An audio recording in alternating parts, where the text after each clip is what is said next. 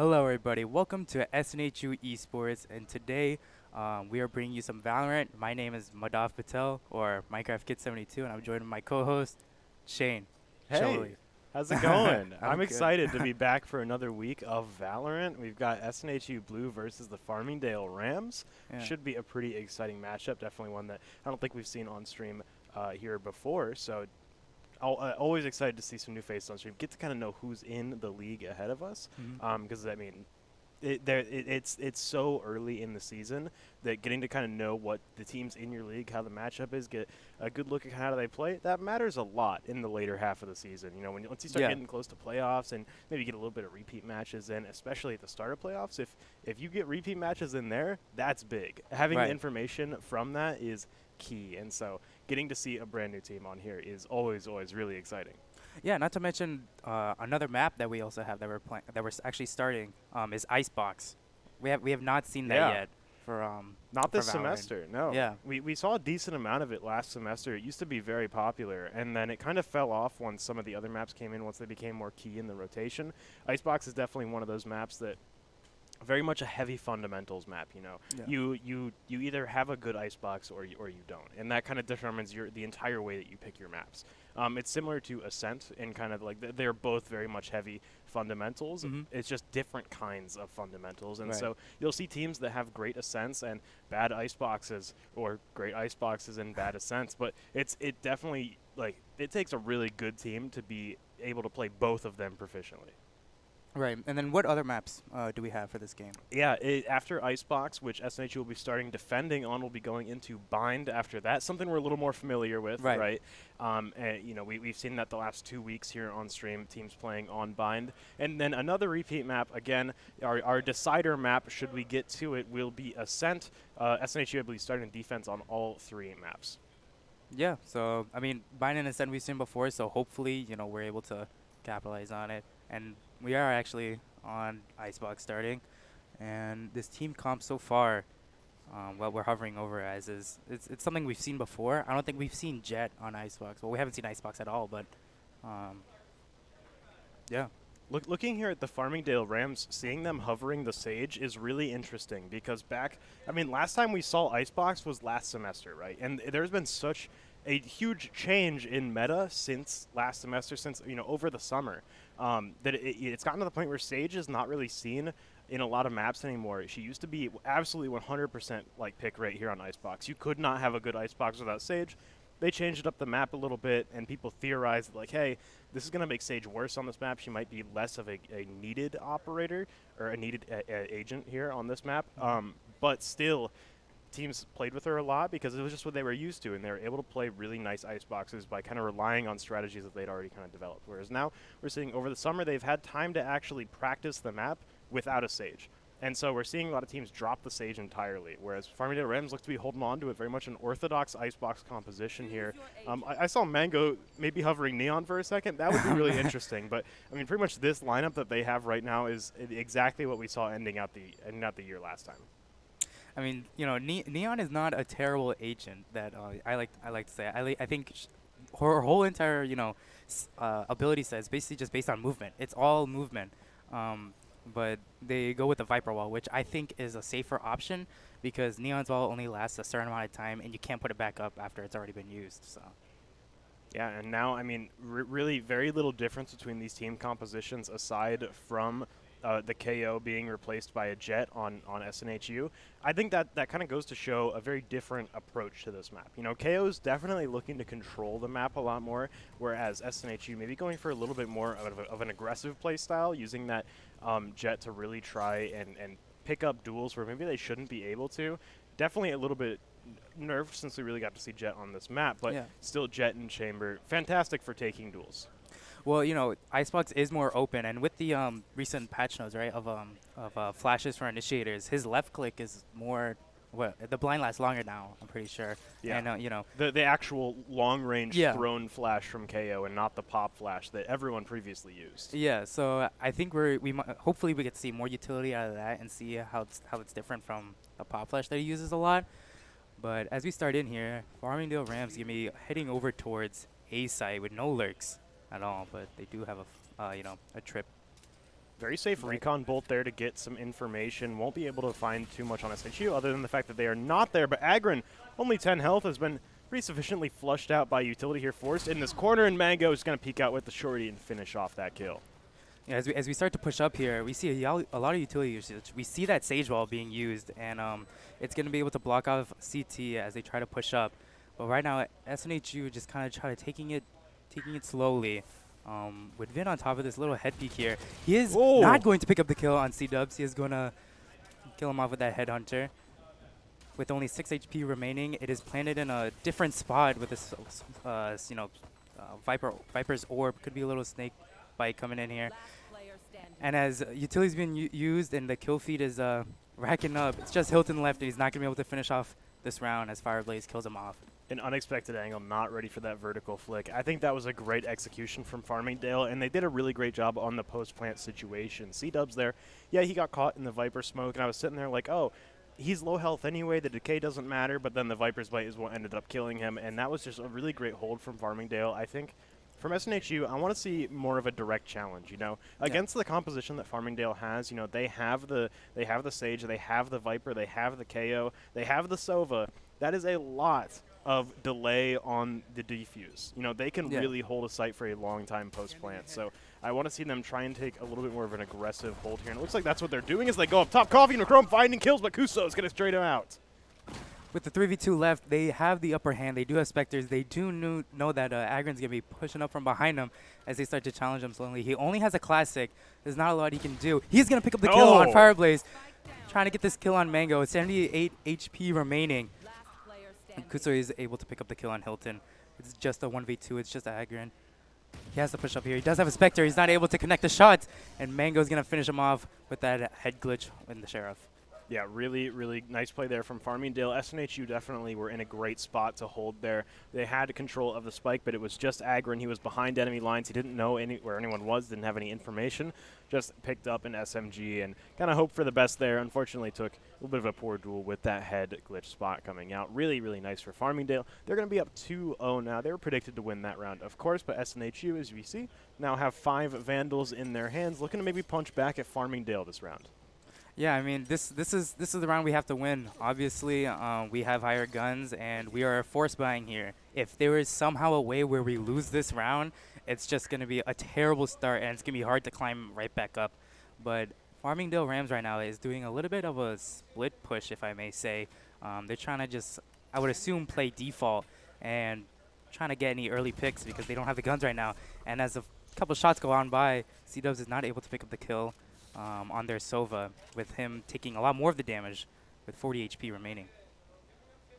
Farmingdale starting to group up around the A side here, getting ready for a nice push in. They're still 5 strong, so are SNHU, but C-Dubs took a little bit of damage earlier in the round, getting chipped out. Hilton with a sucker punch hits Vin, but Isaac trades it out as they push into the site. Yeah, with 4 people pushing up in, Agron and Sage have to play a little bit back. They have to wait for the bomb to go down in order to pick up a kill, and he's able to right on Mango, and his chamber pushes out. He's able to pick up the kill on Agron, but C-Dubs is able to trade him right back out, making it a 2v3 with them with only SMGs. Fireblaze staying extremely close to this wall here. Hopefully to maybe pick up a kill, and everybody comes close, and he is able to run on Macron, but Coffee trades him right out, and that's making it a first win of the round. Great reaction there from Coffee. Good communication as well to call him out. A team ace from SNHU. Everyone's pulling their weight. Everyone is good for theirs. And that's exactly what you want to see right now. You don't want to see, I mean, obviously, you don't want to see SNHU lose the 3rd round. But the fact that they're all kind of pulling their weight here is great. Look at how the scoreboard is kind of proportioned here. Every single player in SNHU has 2 to 3 kills, right? Whereas Farmingdale, they've got, I mean, Kuzo's been playing fantastic. He's at 5 kills right now. Whereas the rest of Farmingdale, they're lagging behind a little bit, but it is definitely a big star player there. Whereas SNHU, everyone's kind of playing equally together, and I think that just goes to show that they're all kind of in the right headspace tonight, which is exactly what you want to see. Yeah, not to mention, with the more well-rounded kills on the scoreboard, the better economy will be. Everybody will be around the same economy. There's not going to be too highs or lows. And as they start to push on to A side here, they're going to be very quick. They're going to be very aggro. He's going to pick up that kill on Macron. Not being able to pick up this kill, being with 2 shots going in. And now it's a 3v3. We see Chamber's ultimate being pulled out. They have to get to the site really slowly. Bomb is not planted. And it looks like they're going to try and rotate off maybe. Maybe they might try to fake it. But what do you think they're doing? They're lingering right now. They're just Yeah. kind of waiting for an opportunity to present itself. That wall going up, Coffee going to be able to take out Mango, and I would say this is the point where it's time to pump the brakes, but Fireblaze just spraying through the wall, knows where that hold is going to be able to take out Coffee, and now it's a 2-on-2. Farmingdale still down a little bit, will be able to heal up that damage. It's a 2-on-2 now, and with 40 seconds left, Farmingdale are going to have to lock in an option sooner rather than later. Yeah, it looks like they are going to try and go for A side here. I think they're just going to try to do a fake rotation, maybe to call, rotate over it, maybe get a free sight, but it doesn't look like that's going to happen. They're going to stand their ground here as, Agron's kind of back, and our Sova is a little bit pushed out, but it's not too much to where it's, a big time difference. Yeah, and they waited for this heal. This could be huge. Agron looks over, is able to catch out. So Fireblaze looking to trade, is able to. They go 1-for-1 now down to the final two is Hilton versus Fireblaze as they try and find this retake here. The spike is down. Fireblaze holding up in the nest. Is going to get spotted by that recon dart, and now the recon bolt coming through. Doesn't look like it hit. Hilton's got good information here, but isn't ready for the corner. Fireblaze can't find that final kill, that final shot though. And he is going to pick up that final kill on Fireblaze here, making it a 2v2 for us. And it was an overall good play. I think that recon dart at the very last ping it gave out really revealed their location there. And I think that was able to give them the good round there. Yeah, that kind of information is so vital in these final one-on-ones, and that was, I mean, really Hilton got to play informed there. Otherwise, he wouldn't have known exactly where he was. He wouldn't have had an idea of what direction he could come from. And I mean, from Farmingdale, that was a really nice take onto the site. It's unfortunate that their chamber ended up going down, but waiting for the heal for Fireblaze definitely was very smart, and they approached and traded off that very well. Just SNHU Blue winning that final coin flip. That final one-on-one came out on top. Yeah, and no, definitely. And actually, it seems instead of pushing A side, they're gonna be heading over to the B side here. Ooh. And C-Dub's able to pick up that early kill on Mango, TPing right out before he's able to before they're able to pick up the kill on him. Actually, with only 30 HP left. Coffee playing up close, able to get 2 kills. 3 kills, Okay. Absolutely shutting down the push to B side here. A flawless round there from SNHU. Fantastically done cleaning that up. Coffee is going to start pulling ahead on this leaderboard here. We're talking, it's great. Everyone's pulling their weight here. It's great to see Coffee up there. He's going 7-3 right now. That's a fantastic scoreline, especially for your controller. You want to see them, lasting longer into the rounds, getting big value there. You don't want to see, your controllers dying early. So really, really great to see. In SNHU, they've won 3 rounds in a row. Ever since they've been able to pick up a rifle, they have been dominating these rounds. Right. I mean, I think they expected them to really stack on A, but since they kind of pushed up B, it was just something they weren't expecting, and I think that's what really got us the round. But as ultimates are going in, utilities being used, trying to figure out where all of the people are on site. We see that pop flash being used, trying to kill Agron here, but he's not able to do it right away. C-Dub's just spraying through it, trying to take out Vin, is able to. Isaac falls, and now it's just 3 left for the Rams. The Hunter's Fury comes out, is able to find one. Fireblaze goes down, and now the Farmingdale Rams are down to 1 left. They don't have Spike down. It's just Mango. Yeah, they do have spike control here. The drone is going to be going out, trying to figure out where he is as he starts to kind of push up towards CT maybe. He's going to do anything in his power to try and get that bomb. He barely makes it through that recon dart. I don't think Snoop Blue really knows where he is, but they do have bombs up, or smokes up, and he is able to get that kill on Mango. Oh! And that headshot on Hilton, making it a 1v1 situation. The fake plant coming in, trying to bait out the last player. Not sure where they are, as Coffee is able to pick up that headshot right on Mango, making it a 4v2. And was this the 4th round in a row that we won? Yeah, but by a thread, right? That was a scary post-plant situation from Mango, able to take down 2.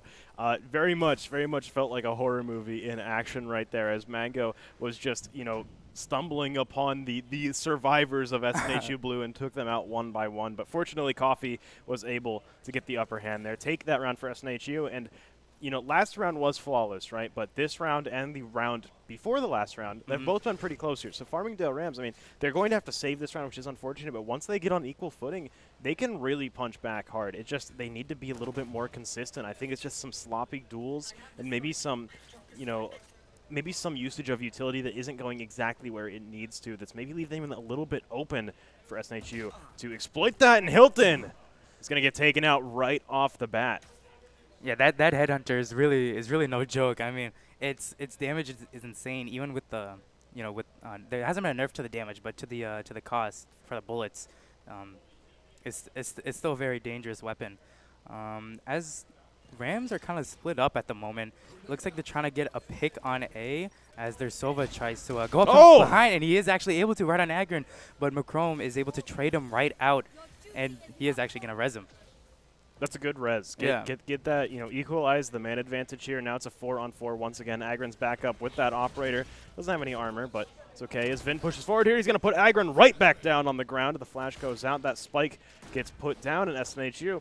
They're down 1. Farmingdale still 4 strong, holding on in this post-plant situation. Vin's in a scary spot, and a slow field coming out is going to force SNHU to commit, but Macrome sees just Vin's shoulder peeking around the corner. Big flash comes out, but they're not going to be able to exploit it at all.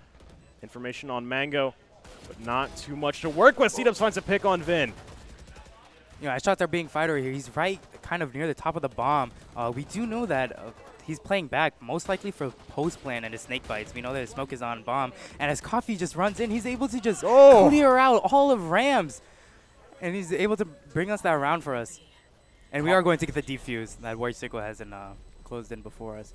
Coffee is tearing it up tonight. Right. Oh, my God. What a menace right now. Can we pull up this scoreboard and see this? He is killing it. That round is now 10-3. He hasn't died since we checked in with him last. That is now the 5th round in a row. Pretty much 3 rounds in a row where he has not died once. And he is just absolutely tearing it up out there, taking a very, very big lead above the rest of SNHU. But I'm sure none of them are complaining about that. I'm sure they're all welcome. They're all very happy for Coffee to just hoist him up, give him a little pat on the back, and say, I'll carry us through this one.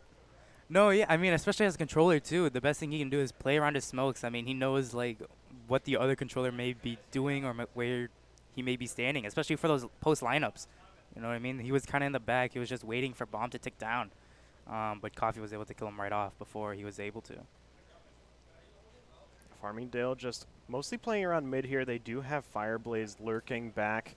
Maybe playing somewhere that's a little bit less entry focused so we can use utility forward. Hilton here able to get a pick onto Vin. Going to spray through, but they're going to start spraying through that smoke. Takes a little bit of damage. Going to fire off a shock dart. See if he can tag any of them, but he's going to get his pick and back off. Farmingdale now down 1.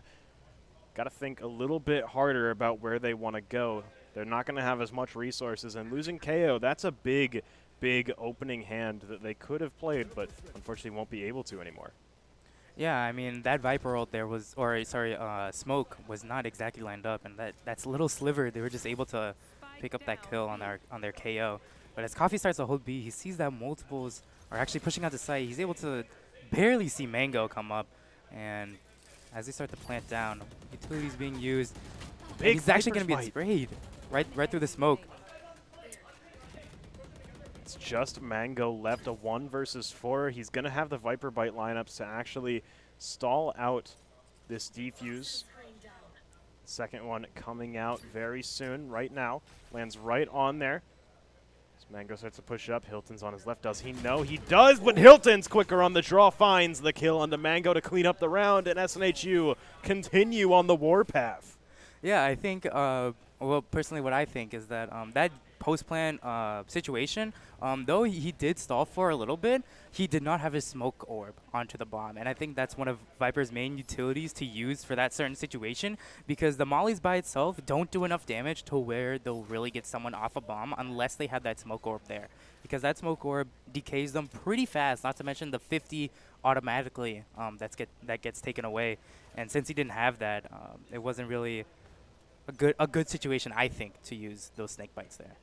Yeah, it was definitely good at delaying it, but just too many people to worry about there. That recon dart going to get destroyed immediately. Farmingdale get no info, and Agron finds a pick onto Fireblaze. That is the Sage down. That's a big pick, but Vin trades it out, finds some value, takes down C-Dubs.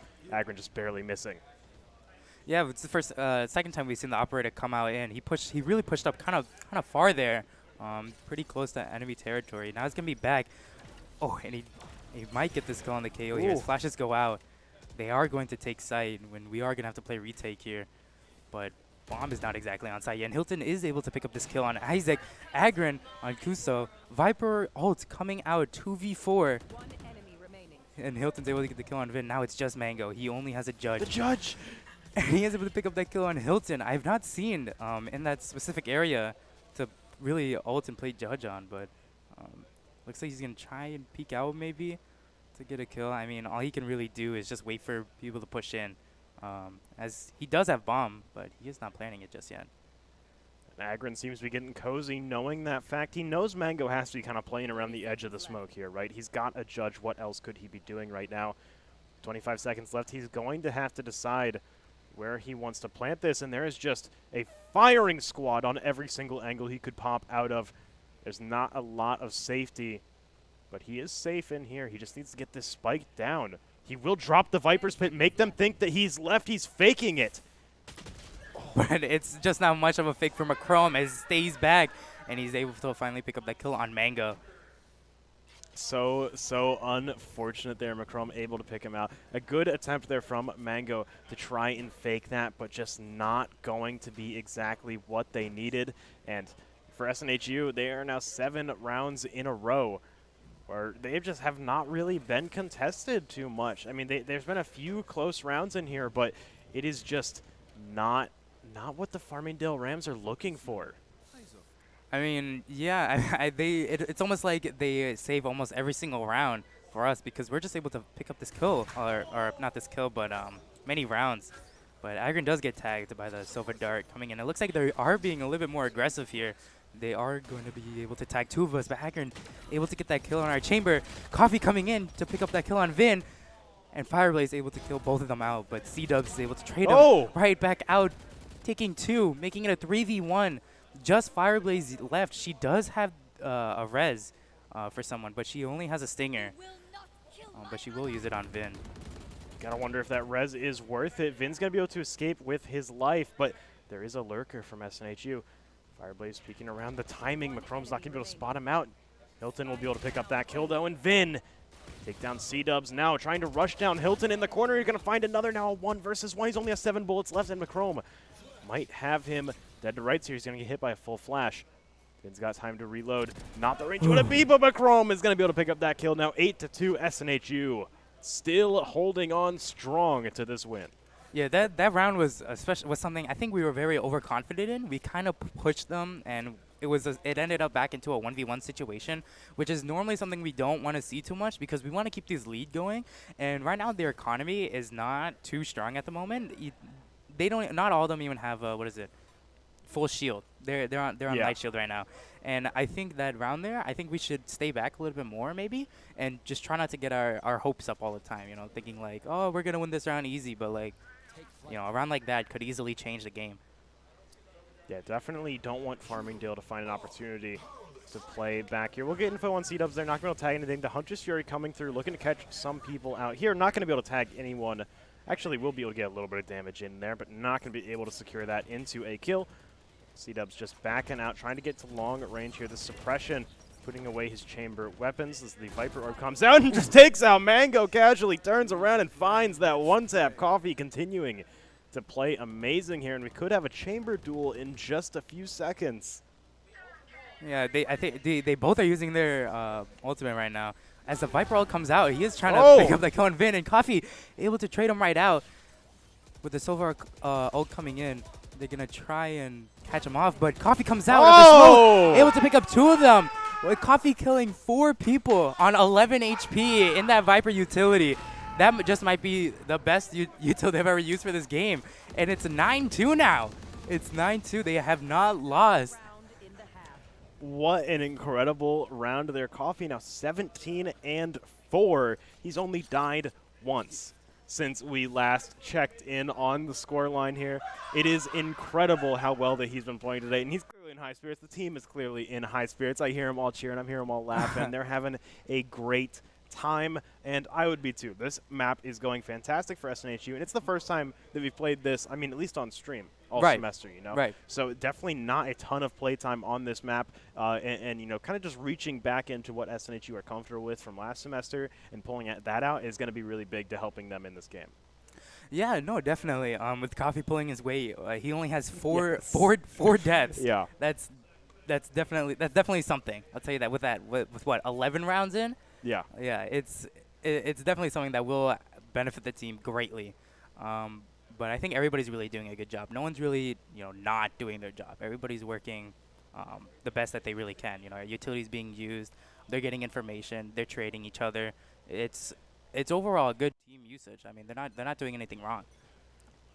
Gonna go ahead and hop back into game now. Timeout over. Hopefully a little bit of time for these teams to, at least for the Farmingdale Rams, to get their head back on their shoulders. A little bit of time for SNHU to just talk about how good they're playing and how to continue. And it looks like part of their game plan here is running double operators this round. Yeah, I mean, with two operators, it can be safe to say that they're going to be holding site pretty easily, both sides actually, which I may say. But Hilton is going to be pushed up here. It looks like they're planning to get an early pick to really set this round off for them. But they're going to be staying back because I think they know that they're also going to be pushing up. So it's kind of like a little standoff going on here. With Macrome pushing up. Kuso picking up that kill on Macrome. Not expecting Hilton to be there. Finds Killing two. both Kuso and Mango. Making it a 3v3 situation as Vin is able to get Hilton out of here. But Coffee is pushed up in mid at the moment. Looks like Bomb is going to be close to B side. He catches Vin hard stepping here. He could peek into him. He will lose the duel. Vin gonna add a 5th death there onto the scoreboard. Maybe a little bit unhappy about that, but now Farmingdale Rams have claimed the advantage in terms of players here. SNHU only have 2, and they're a little bit split right now. C-Dub's about to peek out into the team. He's gonna be able to take down Fireblaze. Now a 2-on-2. With I think 2 operators going into this game right now. They have to do their best situation to really see what's going on. C-Dub's just trying to peek over. It's actually distracting Vin as Agron is able to pick up that kill on him there. And they don't know where the last one is. He is going to be hiding yellow here as the defuse starts to happen. Now they know. Yeah, now they know, but, He finds him! With an operator and the headhunter out, they are not able to pick up that kill on Isaac and is able to get both Agron and C-Dubs there. Now it's a 9-3 curse. Hey, that was a pretty good situation for Farmingdale there. They were able to come out of the half 9-3. Yeah. Wait, so, they are trying to invoke the curse. We'll see if it actually happens. But SNHU, I mean, this is the first time that these two teams have been on equal footing in a long time. SNHU have had a very sizable lead the whole game. I mean, aside from those first 2 rounds where Farmingdale seemed to really be playing at their best, we'll see if they get to actually start off this half on the right foot or not, whether or not they take this pistol and whether or not they're able to determine the tempo of this half, because it's going to be so key to their game plan here for them to actually take the lead and stay in it, to actually maintain that lead in the economy, because the moment SNHU get ahead, that is the death timer ticking down for Farmingdale. Right. I mean, we want to win these rounds. I see right now that a lot of utilities actually going out.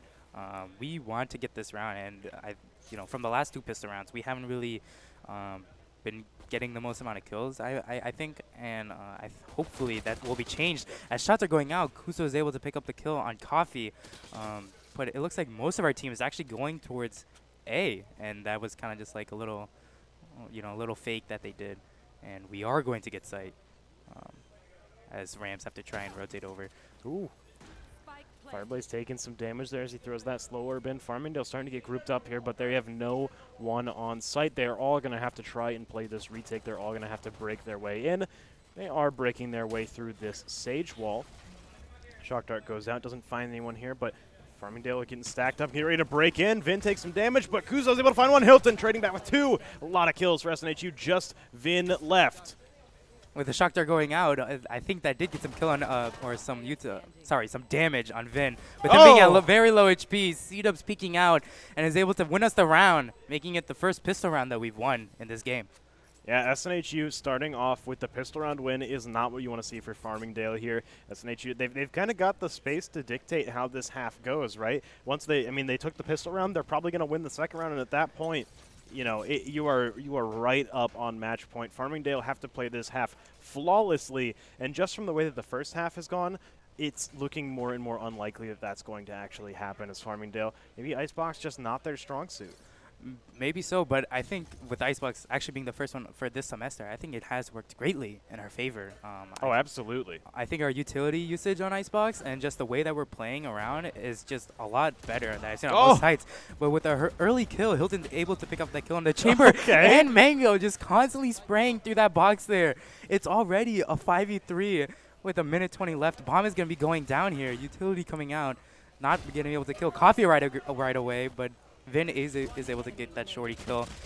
And it's so much is happening at the same time. C-Dubs is just rushing in, and a 4v1, and you know, Vin did not get the kill there, and now it's 11-3. Just a run and gun round. Looked like Call of Duty at that point. Just running around with Spectres and spraying at them with Vandals. A great situation for SNHU, and actually Hilton holding on to that Vandal is going to be able to kind of play a hero rifle here as the Farmingdale Rams also. They're going to be able to hold 5 rifles this round to SNHU. If they play around Hilton, which they've been doing a great job of so far, who has actually caught up to Coffee in kills, you know, they're going to be able to play around that rifle and actually, you know, be able to pick up more from the Rams if they find some winning duels. Yeah, it looks like they do actually wall off mid here, so we're not going to get any access to mid, but it already looks like we're going to be pushing up close to A site. We're just hiding right behind the smokes as it goes. We are going to push in. Coffee is able to pick up the kill on 2 of them as it goes down, with Kuso and Isaac able to get most of our team here, with making it a 2v3 situation. Bomb and the teammates on the other side of the map, and it's just down to Hilton here. He still has his Vandal from last round, which is pretty good. But unfortunately, so do the Rams. Yeah, at least he has spike control. That's really all that's going for him right now. Does have some utility to work with, can actually try and play around that. But we'll see if he's able to actually get in the site undetected. It looks like he will be. The Rams have completely given up position just to go hunting. And they think that Hilton might be hanging out around B lobby, but they couldn't be further from the truth. He is just about to break into A, and it's going to be completely undefended there, as the Rams are now, I mean, literally the opposite side of the map. Yeah, I think that rotation there had really no point unless they really wanted to retake together. I think information is a lot more useful. And even with the dark going out, they still haven't rotated, not until Spike has been planted anyways. But it looks like we are going to have some people on the flank. He is pushed up here, hoping to pick up some early kills on the rotation. Isaac peeking through. Hilton finds the shot, going for a second, takes down Fireblaze. It's a one-on-one now. He does have his ultimate with 8 bullets left though. He is gonna be in the bag. Kuso knows where he is, and all he has to do is really try to play this safe. He may try to bait out the Sova ultimate here, but I think Hilton might call it as his fake. But you know, utility's going out. And he's just gonna try and deny him off that bomb. Kuso does stick it and does not get off of it for whatever reason. But now it is 12-3, and it could be safe to say that this could be our round here, as we are able to buy up full weapons and shield, and they are left to stuck. Well, not really to light buy, but to force buy really, as much as they can. Yeah, the economy is not in a great state for the Rams. 12-3. SNHU winning the 3rd round of this half in a row. I mean, it was almost Hilton who single-handedly won that round. You know, Coffee was able to find 2 opening kills. I believe it was Coffee. And then Hilton just absolutely against all odds took a 1v3 and did it expertly. Farmingdale now, you know, a very tough scoreline to play into. They have to play perfect from here, and these guns are making it very hard to. Vin gets caught out. C-Dubs with the opening kill of this round, potentially the last one. Yeah, I think what they were trying to do is just trying to play close. They're trying to get some people, you know, that they weren't expecting. They're trying to play angles that they weren't expecting. They're trying to play close, but that is going to be a free site for us as Rams start to group up here. And utility's being used. Macrome is already down to 56 HP, but that heal is going to bring him right back up to 100. And all they can really do is try to push in at once or all at the same time. Fireblaze not able to pick up that kill on the Jet, but Macrome is able to pick up the kill on their chamber. Oh! And Isaac picking up 2, but we are gonna finish up that round, 13-3, with us like extremely consecutively. Oh yeah, no, Yeah. an incredible game from SNHU. You gotta love see Icebox popping out for the first time this semester. The first time we've seen it for this season, and SNHU completely just blow it out of the water, right? Right. It is a fantastic match against the Rams, so really nicely done. Now they're going to go into some more maps that they're a little bit more practiced in, right? They're going into Bind, and if the Rams do take Bind, then we go into Ascent, right? These are all maps that SNHU has played so much, and they're going to have a ton of experience and just, be really warmed up, especially after that first game. It's going to be a tough mental game for the Rams to recover and reset and get ready for this next round. Yeah, and with that, we'll cut to a short break, and we'll be back shortly.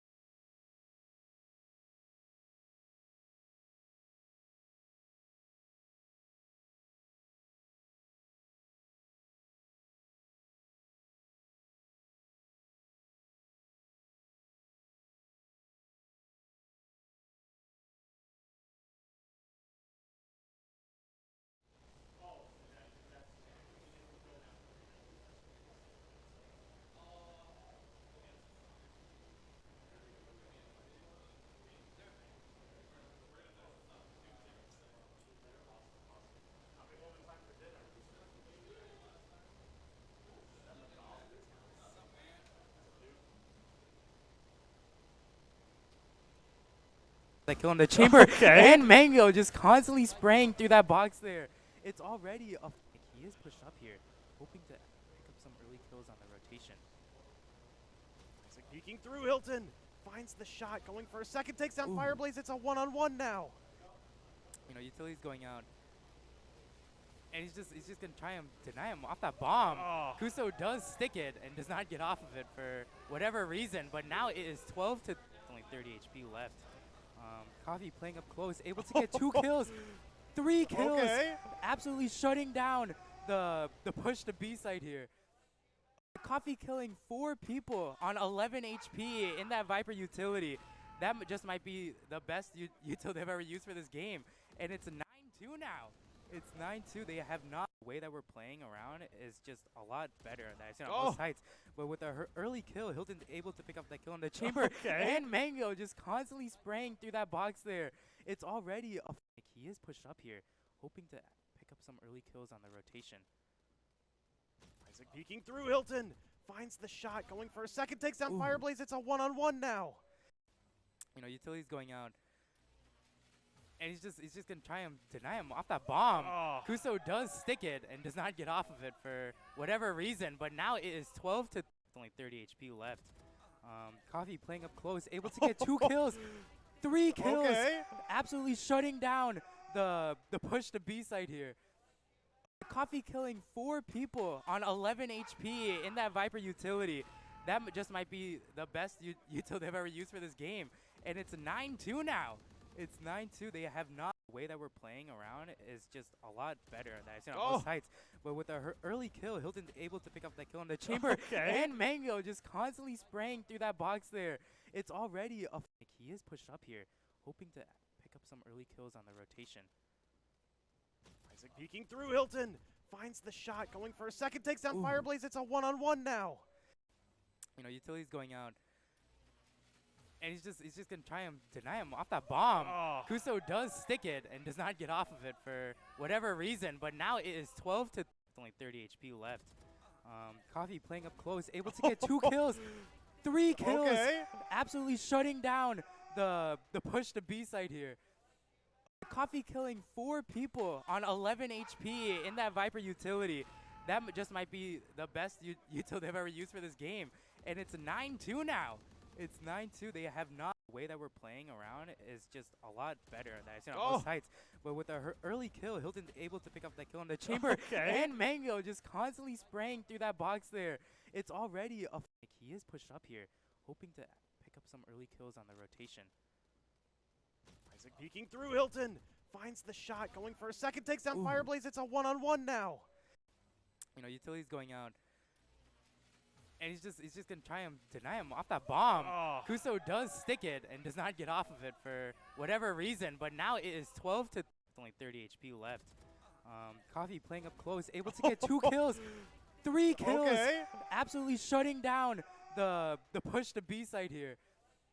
Coffee killing 4 people on 11 HP in that Viper utility. That just might be the best util they've ever used for this game. And it's 9-2 now. It's 9-2. They have not. The way that we're playing around is just a lot better than I've seen on both sides.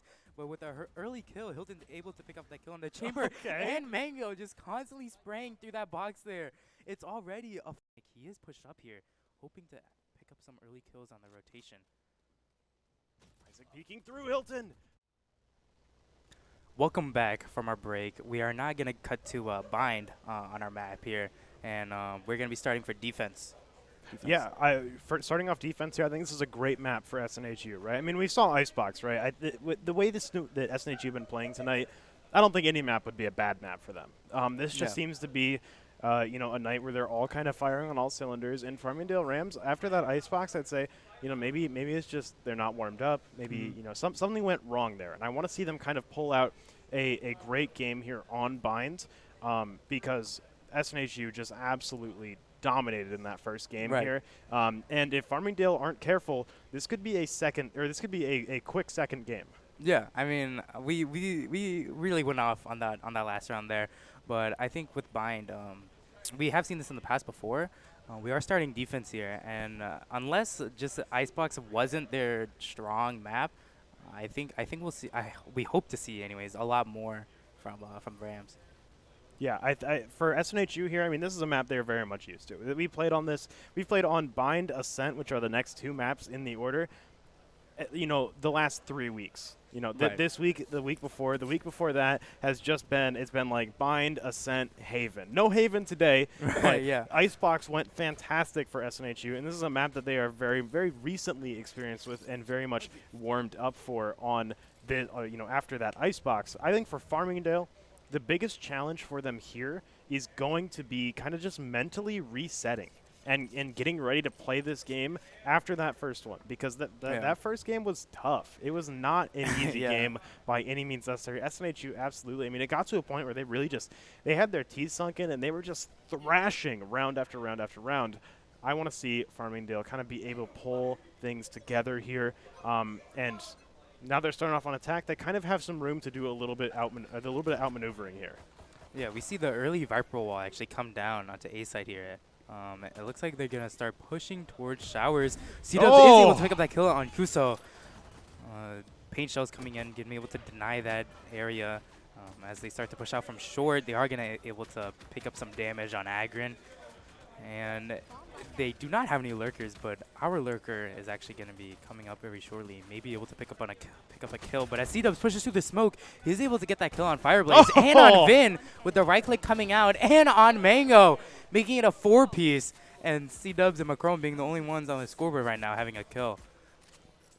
I mean, 4 kills from C-Dubs that round. For SNHU, a round like that is a great way to start. A flawless on the pistol round there. Right. And it wasn't even like all those kills happened at the same time. Those were 5 individual duels that all happened at different times. It wasn't just one person got caught, or the whole team got caught out of position. That was just every duel SNHU took won, and 4 of those duels were taken by C-Dubs. Yeah, I mean, I think he played that wonderfully. It was just a great thing to see. But at our economy right now, we see that was actually able to pick up that kill on Mango with the Bulldog here. If this is a round that we win, we are gonna be able to have these guns here. But as shots go out, they are gonna push all of them are gonna push Whoa. Coffee, but he is gonna pick up 2 at the same time. That Spectre really just cutting through bodies here, but. With only 2 of them remaining, and they are kind of trapped in a little situation as they push out, it is just easily going to be a very fast round, making it 2-0 for Snoop Blue. Yeah, and they did lose a few that round, but still, I mean, just a very, very dominant performance on that second round. Farmingdale will have a chance to buy up some rifles here. Looking at the second half of Icebox there, I mean, it was very easy just to kind of, you get a lot of that mental momentum rolling in from that first half on Icebox to the second one there. But SNHU took the first 3 rounds in a row of Icebox second half here. So now for the Farmingdale Rams, I'm like, well, they've got rifles, but that could be a little bit. Still could definitely be a little bit of a chance here for SNHU, as they've been playing so strong lately, and Farmingdale, even with their full loadouts here, seem to be having a little bit of trouble cracking this nut.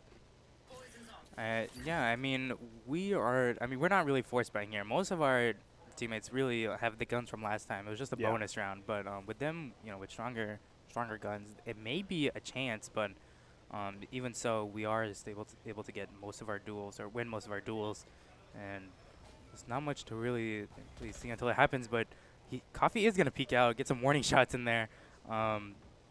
I don't think Vin really noticed too much, or he's just trying to wait for the peak to come out. But Agron and Hilton are both Hilton getting 2 with the judge as they start to push up towards Hookah, and that is Bomb. We do have spike control, and C-Dub's able to pick up another on Isaac as he starts to push in. And there's really only Vin left with a rifle, and Hilton is able to pick up that kill on him. And he got 3 kills this round, so he's going to be back up high up there on the scoreboard. Flawless round from SNHU. The 3rd round in a row that they've won. They won their bonus round. And for the Rams, that's really going to put them in a hole for this half. Yeah. They're going to be kind of fighting at a disadvantage the entire time. And for SNHU, that's a situation that is perfect for them. They're already just winning a lot of these rounds off of ego duels alone. That, the fact that the Rams are even, they're just going further and further down in terms of economy. I think SNHU are going to be able to get really brave, really confident, and take a lot of fights that, they probably shouldn't win, but will anyway. C-Dubs with an opening pick there, but Vin trades it out. Yeah, I mean, there's not much to say other than we've from last round, it's just been great. I think, like you said before, the mindset is what they really need to bring them back. But Snoo's gonna have that mindset where it's just gonna be like, we're gonna win most of these rounds. We're gonna try and just, we're gonna peak a little bit more. They're gonna push up a little bit more. We actually have 2 flanks coming out for them, and that's exactly what happens, And as some shots go out, that paint shell is gonna do a lot of damage on Isaac, and he is gonna pick up 1 kill on Mango as Hilton gets the other. Baham's gonna be down. It's gonna be a 2v3 for us here, with Vin being extremely low on HP. Viper not coming out. Thinking about committing it, but just not quite sure. Maybe getting cold feet. Maybe not sure if it's worth actually spending it. And Vin's going to go down before he can make that decision. It's just Fireblaze left, and he swings it. Coffee takes the fight. That's going to be another defuse for SNHU. Yeah, our economy right now is absolutely blazing. They have not won a single round, and even on the round that they were supposed to win with rifles, they still were not able to. And like you said before, they're gonna be trying to just dig up from the grave, trying to get where they, trying to get above and beyond. But it does not seem like that's really going in their favor at the moment. Yeah, for Farmingdale, I mean, well C-Dubs is not going to buy, right? He's going to have the Tour de Force. So SNHU are starting to, they're saving money right now on this round where they're already ahead. For the Rams, they have some old Stork with here, but not committing that Viper's Pit is going to give them a lot more options in these upcoming rounds. And actually, the Rams opening with that laser, and they're not going to push off of it. That's not really taking a lot of space for them here, and SNHU now holding forward. Isaac's going to win that duel against Agron, but Coffee finds two before he gets shut down. Now it's a 3v3. We're on even footing here with our Tour de Force out. All he can really do is wait for smokes to go down, but Vin is able to pick up that kill on Macrome. Bomb is being planted. C-Dubs really has to wait for his teammate to push up from flank here. And as shots are going down, Vin actually is able to pick up that kill on Hilton. Now it's only C-Dubs. He has a Tour de Force. He's going to push up into showers here with Mango holding him, but not able to pick up that kill as he re-peeks that shot with a Headhunter. And this is the first round that they're going to put on the scoreboard. C-Dubs needed to hit that quick scope. Unfortunately, not going to come out for him here. Farmingdale, like you said, their first round on the board. They finally got the ball rolling here, and I mean, I'd like to say they got the ball rolling here, but really they're still on equal terms with economy here. SNHU are not hurting at all.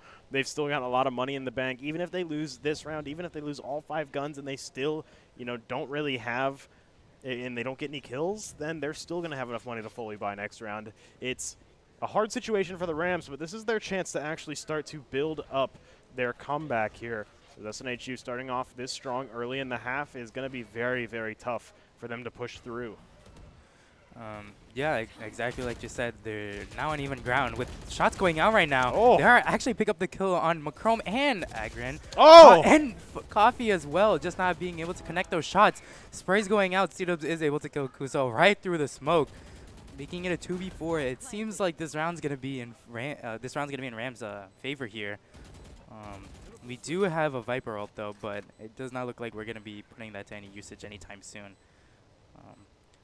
As both chambers really come up close here, he is able to pick up that kill on C-Dubs, and with just Hilton left, he's able to get the kill on Fireblaze, making it a 1v3 situation with a lot of utility going out and a lot of different areas to put your crosshair. He's just not able to finish out that round for us, making it 4v2. Yeah, SNHU maybe just getting a little bit too comfortable. Maybe getting a little bit too complacent, trying to play their same angles that aren't quite working for them here. And for the Rams, it's been Vin who's been really showing up and winning a lot of important fights here, and really starting to stick it to SNHU Blue, who maybe, maybe it's the classic case of overconfidence being just a little bit too insidious here, and maybe knocking them down a few pegs. Yeah, I think especially right now, since considering we've lost 2 rounds in a row, it's the best time to realize that we gotta slow things down. Maybe not push everything as fast as we used to, and just kind of take it one step at a time. Make sure we secure this dub. But Rams right now not really pushing up anywhere, not as aggressive as they used to be. But another one of these chamber duels, he does have an operator out. It's just the tension. Yeah. You can feel it right now. Mango waiting to peek this, but Vin in the showers right now trying to play forward here. Agron going to lose that duel. C-Dubs will win the chamber duel, however, equalizing the score here. As Macrome pop flashes through the Viper ults here, he is able to get some information, but not the kill right away. And it looks like Rams is going to make their way towards A side here. C-Dubs does have an operator holding showers right now, but nothing for short. And that could be a problem as two ultimates go out, Knife ult and Viper ult, hopefully to get some information. But Coffee is able to pick up that kill on Isaac before C-Dubs even gets a chance to really get a kill or shoot him. And now Coffee and C-Dubs are in a very nice entrenched spot right here, but this Viper's Pit's going to be a problem. He hits Kuso through the wall! Right through the smoke. That's not something you really see every day. That is purely by chance and luck. As SNHU starts to push towards the Viper ult, they almost might have control of the Viper ult more than they do, with the Astral Wall going out. And Post Plant is actually going to be able to deny the bomb as they try to really push out through here. And bomb is ticking down. Coffee's going to be defusing. C-Dub's going to hold his back. Coffee dies! Right at the last minute with the with the snake bite, and I think Farmingdale Rams actually played very well in that post round situation. I cannot believe the Rams came out on top there. Vin found, what was that, 3 kills right at the end? That was incredible post-plant awareness there. And even with the Astra Wall, going down, SNHU, who by all means should have absolutely just been able to walk up and defuse that bomb, the Viper's Bite's coming through, just timed it out for so long, and it made it so hard for them to actually defuse an incredible round from the Rams. That is exactly what I want to see from them here on this map. Right, they were really able to capitalize on that smoke utility as they didn't use it before, but now they are, and we can just see how much damage that it can really do. As the Rand starts to push up here, C-Dub's getting dangerously close in showers. Shots going off, but he's not able to pick up any damage really off of Vin. As they kind of start to retreat, it looks like they're really just trying to play picks here, and Hilton is able to get that kill on Isaac. The Chamber is not going to be able to trade him out right away. And they're just trying to play it slow. They're trying to get any picks they really can, but Snooze really just denying any aggression towards anywhere at the moment. And we are holding our ground with a 5v3 coming out, and shots are being fired, and it gets their Viper extremely low. Coffee's able to pick up the kill on Fireblaze. It doesn't hit. Doesn't hit Vin, but he is able to finally punish him. They know of an operator, and they could they're doing everything they can to really win right now. Yeah, C-Dub's going to be able to pick up that kill on the final kill, take out Mango, stabilize things a little bit here as the Rams have been doing pretty well. They got 3 runs in a row, but SNHU were finally able to hit back, take this 5-3. They're not quite safe for the half yet, though. Yeah, I think what Rams is good on is like really pushing towards site together. When they tried to isolate those 1v1s there, it's just something that they couldn't really pull off, and it did end up making it a 3v5, and that's what really got us in our situation, because they split up and they tried to play default. They tried to get any kills that they could, and it just didn't work in their favor. And the Breach already coming out, not able to get any picks on U-Haul here as they all start to push out. Showstopper coming in. Kuso looking for enemies, someone to really throw it at, but not able to get it right away. Oh, Vin just cannot hit the spray, and Coffee with the flick is going to be able to find the one-tap. The Rams now down 1, down 2 as Agron finds another. Shots are going out back and forth. Coffee's able to pick up a kill on 1. Agron with a satchel play. Now making it a 1v3 situation. Brim Molly coming out, hopefully to stall post play, and it does, but Agron's going to finish him out before he can do anything else. Yeah, now 6-3 for SNHU. Agron's going to die to the volley. No! So unfortunate. You hate to see that. Yeah, I think he really just tried to play off the timing there of the Brim Molly, but unfortunately for him, he was just not able to have the correct amount of HP right when he jumped on it. But yeah, I think Farmingdale Rams did do a good job of entering site and getting bombed down, but the post plant situation seems to be a little bit off. It's not as strong as entering. Yeah, we're seeing a lot of times SNHU will just take control of the site, and the Rams, who are mostly playing off site, are having a hard time actually getting back in and playing off that. SNHU are saving a lot of their smokes for these post plant situations, which they've been kind of put in a lot of the time. Yeah, definitely. And as we start to see right now, I'm sorry, I blanked there, but same thing as we've seen before. Rams is going to be kind of pushing up slowly here. They're going to try and get any wins with the duels here. C-Dubs is going to get some information, but his operator shots aren't going to connect. With a soon-to-be duel here, Vin is able to pick up that kill on Coffee. Now we do not have, or we do have smokes actually. I thought we only had one, but they are going to be pushing up here. Vin does get some information on where Agron may be. It's a very slow round here. The tension seems to be kind of high. They're both there waiting for each other to peak. As Vin may slowly come out here. It's a very just right around this corner. The dog actually gets some info there. Might have seen Vin, and Agron knows he's over there. That blast pack not going to get any damage, and Vin wins out that fight. But the flash comes through. They're not going to be able to push him. And SNHU now 3-5, or 3 versus 5. They're going to have a little bit of trouble on the retake here. Yeah, they're all going to really be coming out at the same time here. They're all just trying to get it as much as they can. They have blocked off U-Haul, which is a smoke I don't think they've used before. And now they have control of most of the site, and they have to work around it in order to really push up here. But we do see Brim in the back, hopefully to play off with his Molly for another post-plant situation.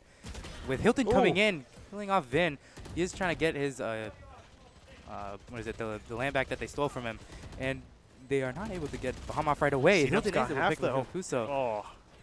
With the Brim Molly coming out and the smoke coming in, they were able to just spray right through it, and we weren't really able to get the defuse there. Yeah, great post plant from Farmingdale. I mean, it seems like they have immediately kind of picked up on the things that are going wrong, right? They're using their utility a lot better. It just frankly seems like they're starting to win more duels, which I think is something that SNHU has to be kind of scared of. They have been, like I said earlier, playing very much, taking a lot of ego duels, playing very aggressive, playing very recklessly. And that has been working for them, but the Rams seem to be kind of getting aware of what's going on and are actually starting to punish SNHU a lot. But maybe a double peek out here in mid. And he is able to pick up that kill right on Kuso. Mango training him out, and C-Dub's getting Mango out. Now making it a 3v5 already in Snooze, or I'm sorry, a 3v4 already in Snooze's favor. Viper utility did go out, so that's going to shut off any push towards short here, as Rams try to work around the situation. They are all grouped up. They know that they're probably not going to win too many duels just by themselves. And our Sky pushing up, possibly, maybe to get some early information or early blinds. But they're playing it very slow. They don't want to overcommit too much anywhere. They want to get as many picks as they really can. Seeker's coming out, not getting us too much information, but now we do know that there are some people in showers, and the blinds are coming out. Shots are being fired. Not any kills on the scoreboard yet. A lot of spraying. Yeah, a lot of spraying as McCrome tries to really pick up as many kills as he can, but his bullets are not going to connect. Seeing another Viper Spit come out, but Coffee just spraying through. He's going to be able to take down Fireblaze. Now a 4 versus 2 as McCrome finds the final 2 to bring it 7-4. SNHU aren't only safe for this half, they're going to be coming out with an advantage. Yeah, I think that that shower push almost could have been well if they did not use the Fade's E ability, the little ball that she throws to reveal, yeah, the haunt to reveal enemies, because that right there gave them information that there may be at least 1 or 2 of them there, and that kind of gave us the information to rotate to A. And with that Viper all coming in, they weren't able to get most of sight, and we kind of just ran in there and just killed them right in the pit. Big stack here from SNHU over on A side. They're not going to run into anyone, though, as Farmingdale are over towards B side here. Hilton spraying through is going to take a little bit of damage through that exchange. The Haunt comes out, trying to feel something, but the Showstopper runs out just in time for Agron to pull out his Vandal, take down Isaac, and now Kuso's in a weird spot, and they know where he is. McCrome's going to spray through. Yeah, we did kind of push up on A side here, but Vin is able to pick up that kill on Hilton. It is a 3v3. They have sight, and now we basically have to retake for sight here. But Mango is coming in, jumps right through the smoke, and is able to pick up 2 of our team members here, and now making it a 1v2 scenario where it's just Agron. He only has his Roomba to work with, and the post-plant situation seems to be in their favor. Right now they have two agents who can really hold down sight, and with ultimates going out, and not to mention that their Viper right now is using their snake bite to really deny bomb. All he can really do is try to kill him off or just make him bait their util as much as possible, because he can't defuse while the smoke's up. And just like that, Fireblaze comes right through Huga and kills him out before he's really able to do anything. That is such a scary post-plant situation here. And for Farmingdale, right, they just swap sides, so that's going to be a little bit less effective for them. But on attack, I love that. I love the Viper, I love the Brimstone, and using those 2 together for really solid post-plant situations is crazy. You saw how long they were able to delay that out, and they were completely off-site. Fireblaze didn't need to push that, but he did. Ended up winning that fight And you know, he could have just peeked out, taken a shot, and then stepped back and forced Agron to really commit to taking the 50-50. Like, do I fake it? Do I not? In a situation like that, SNHU is always going to be at a disadvantage. And for the Rams, really great usage of their team composition that they built here, because that is just, you know, phenomenal usage of utility. Yeah, just like we saw in at last round too, they did have a lot of post-plant situations, and I think they really do capitalize on that because that's how they're able to finish off most of the rounds, like that they did in last game, and I think that's one thing that they're extremely good at. SNHU getting stacked up outside of A side now as the Rams prepare for contact here. 4 stacks. Who's going to be able to take down Agron? SNHU losing a player very early on, but Hilton opens with a pick onto Mango, and Fireblaze goes down as well. With the amount of bloodshed happening right now, it is just going to be Hilton. He is going to take TP.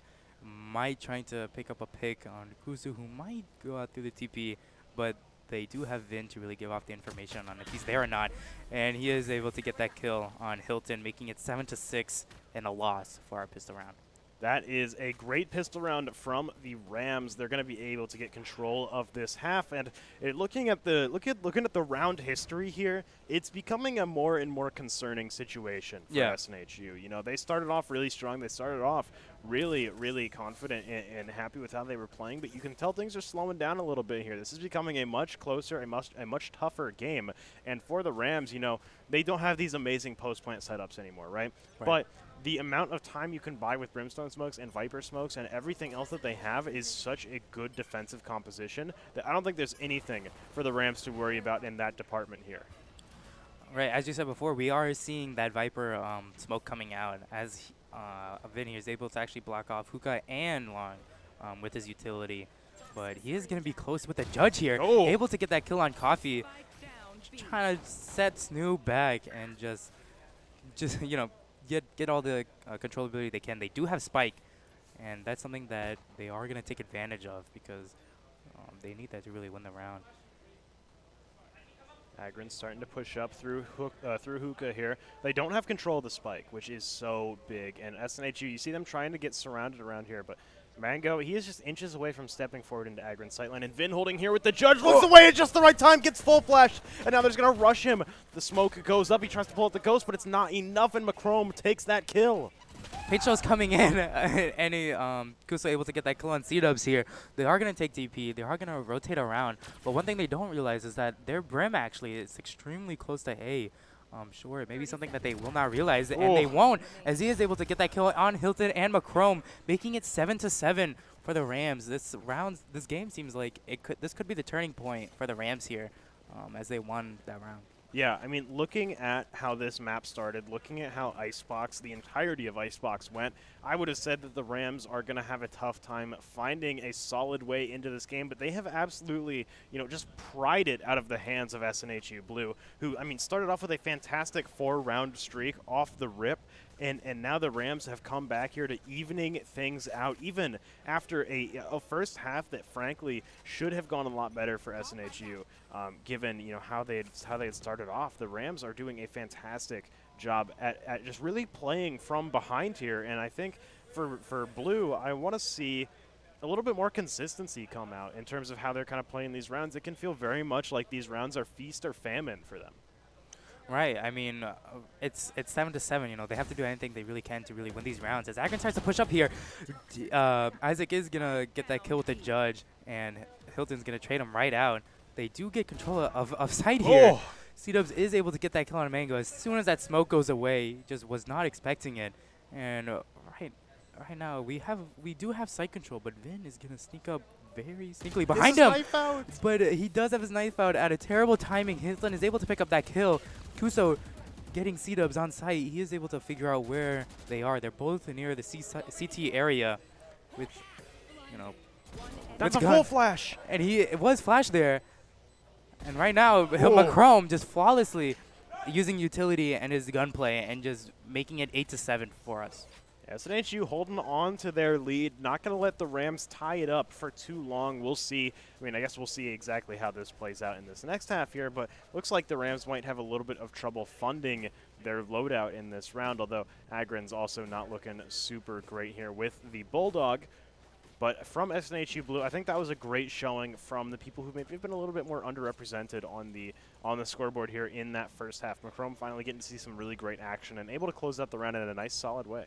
Yeah, I think the utility usage there was something really good as well because even with the recent patch out, Sky's birds aren't as effective when they're not used when they're not in the air for a certain amount of time. But that right there just showed how he was still able to use that. And C-Dubs getting an early kill on Isaac with only 5 HP remaining. Vin is able to trade him right back out as they start to push up onto site here.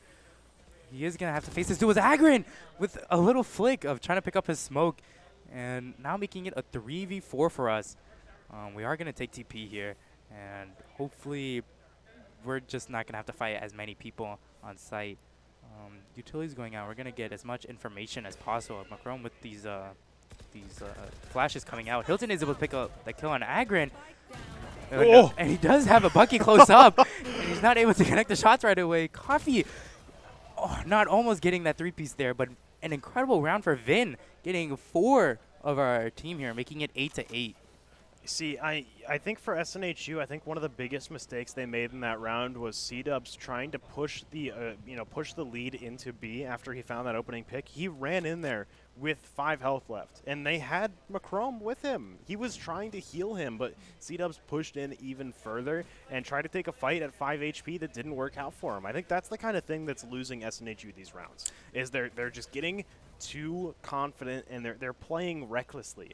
And you know, we see that, and sometimes the Rams they're starting to build up that consistency. They're starting to get warmed up, and you absolutely cannot afford to make big mistakes like that because the Rams will punish you.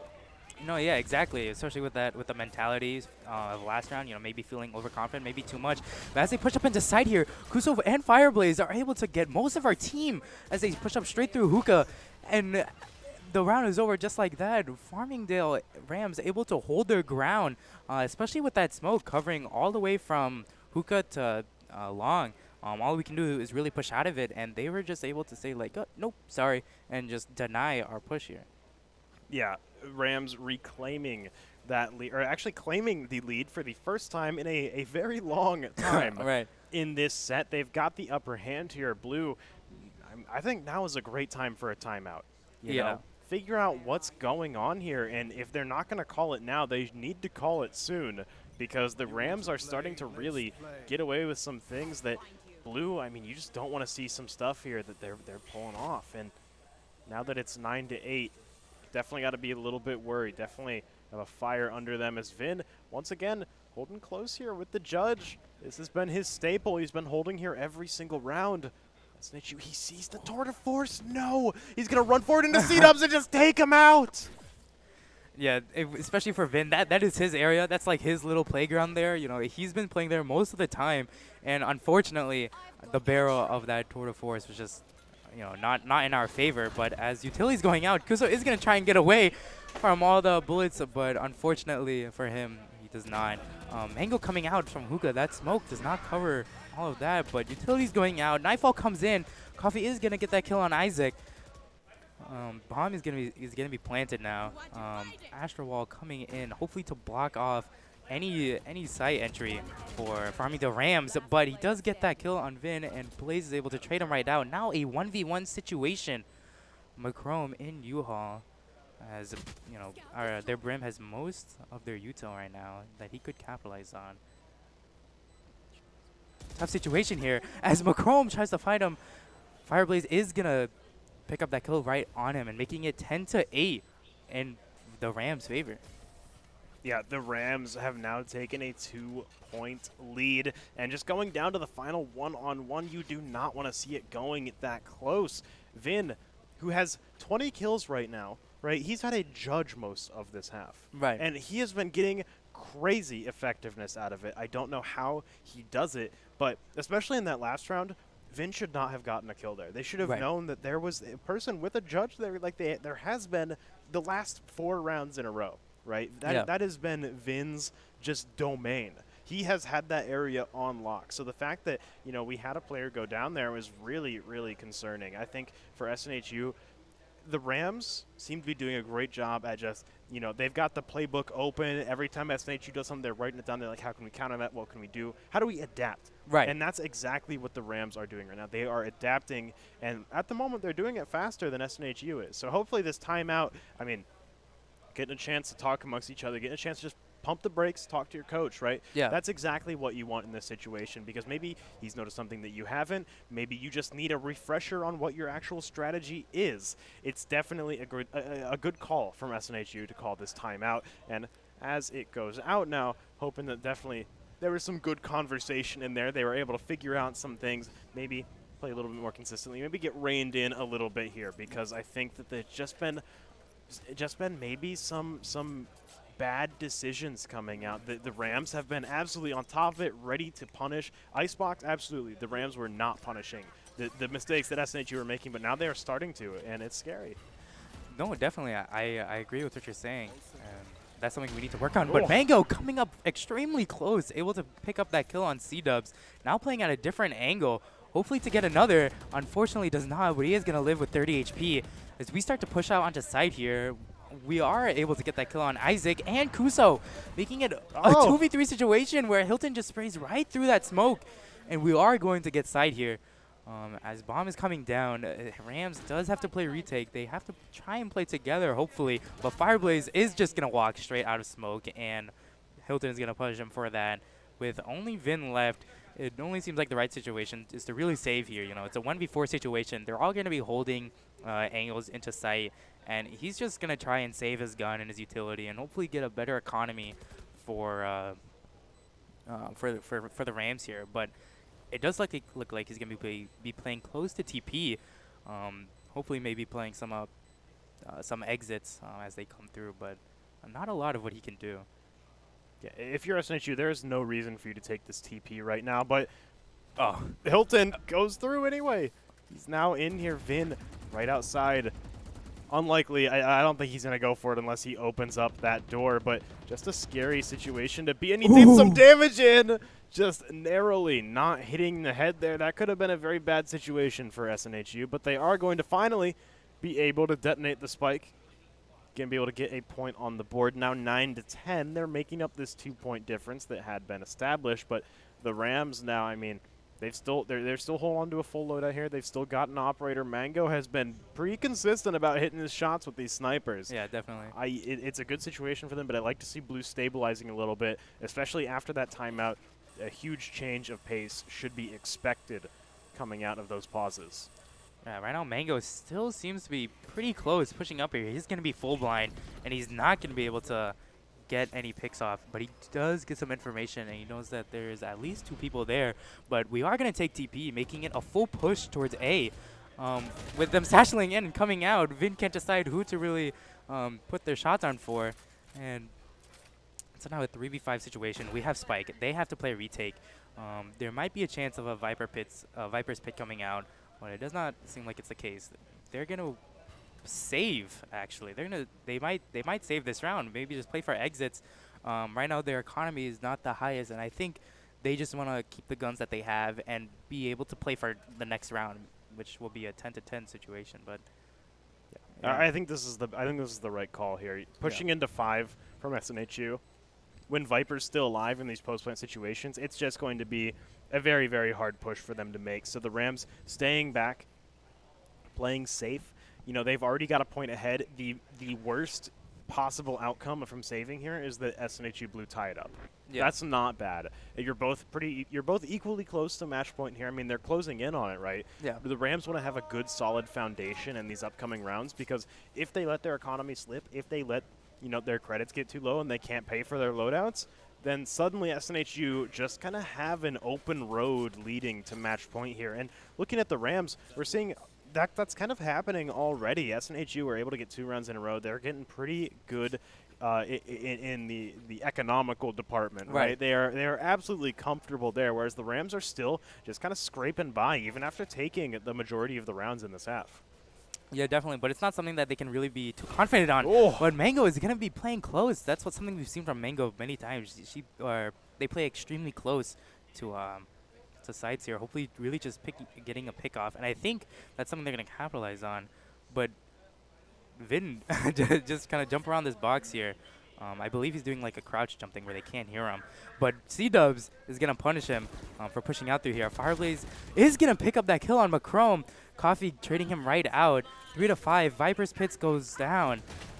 Kuso coming in, able to get that kill on Agrin with the showstopper. Roomba coming in, hopefully to get any information as they can. Spraying out, he's able to get the kill on C-Dubs. And Hilton as well. Might as well add one more to the list. And Coffee shutting him right down. Unfortunately, running out of bullets, not able to get the kill on Mango. But now a 1v2 situation. He does have bomb, and he does not have any stars left. Right now, Isaac just punishing him, making it 11 to 10.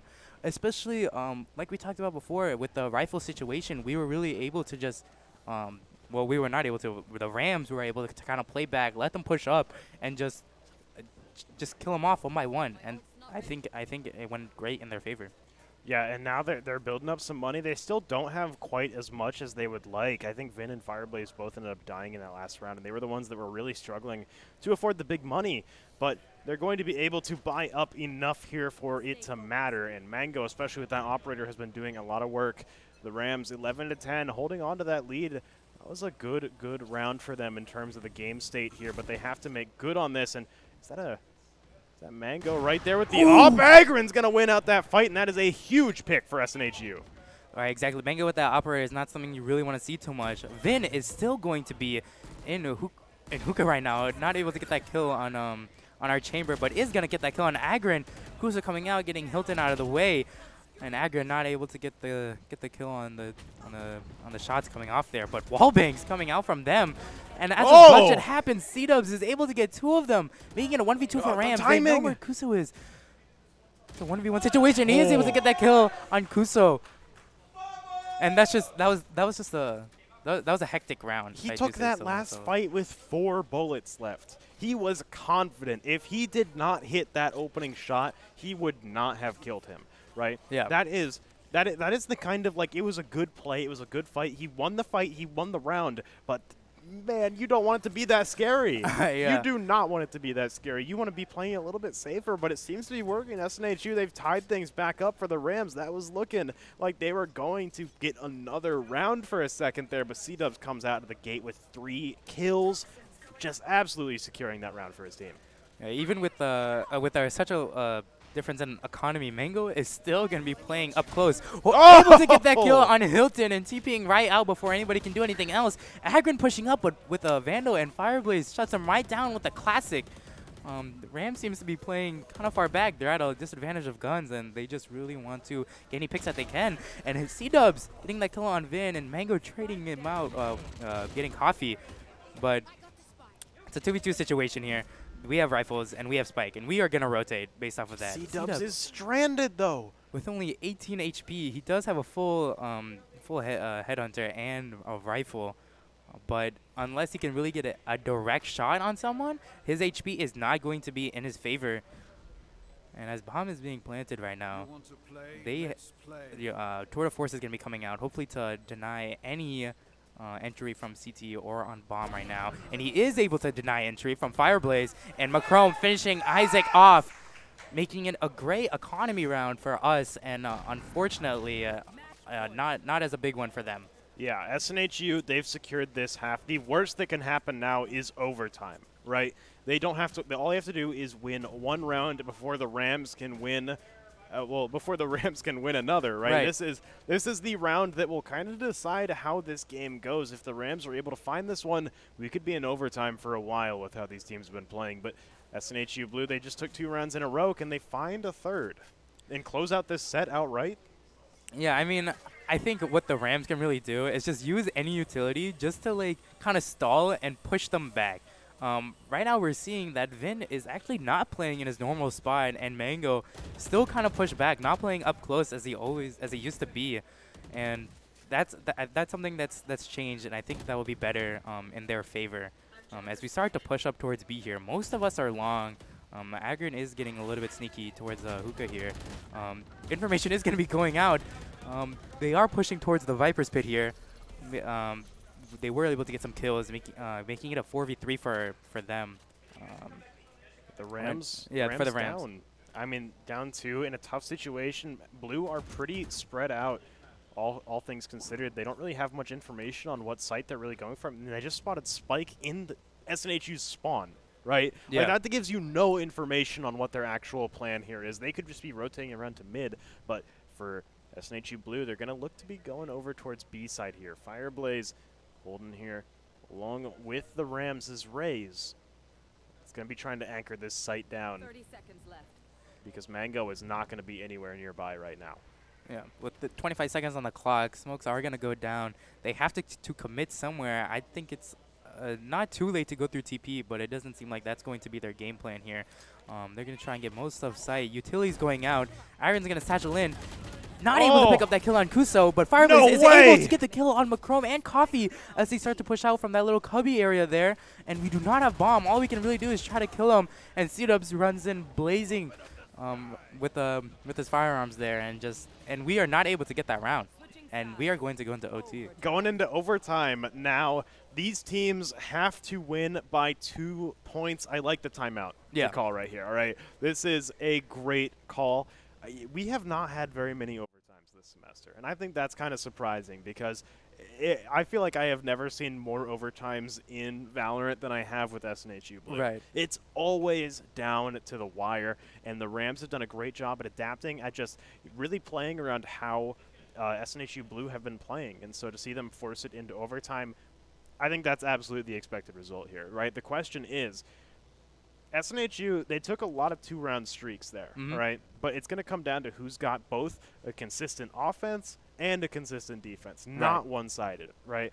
They have to be able to play both sides, and they have to be able to take a streak on it. They have to win by 2.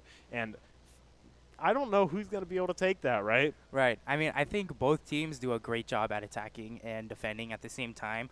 We do see a bunch that Mango is playing extremely close, normally with an operator or some kind of sniper, and he seems to really be capitalizing off of it. He's really good at it, and that's something that they're going to be able to hopefully use maybe.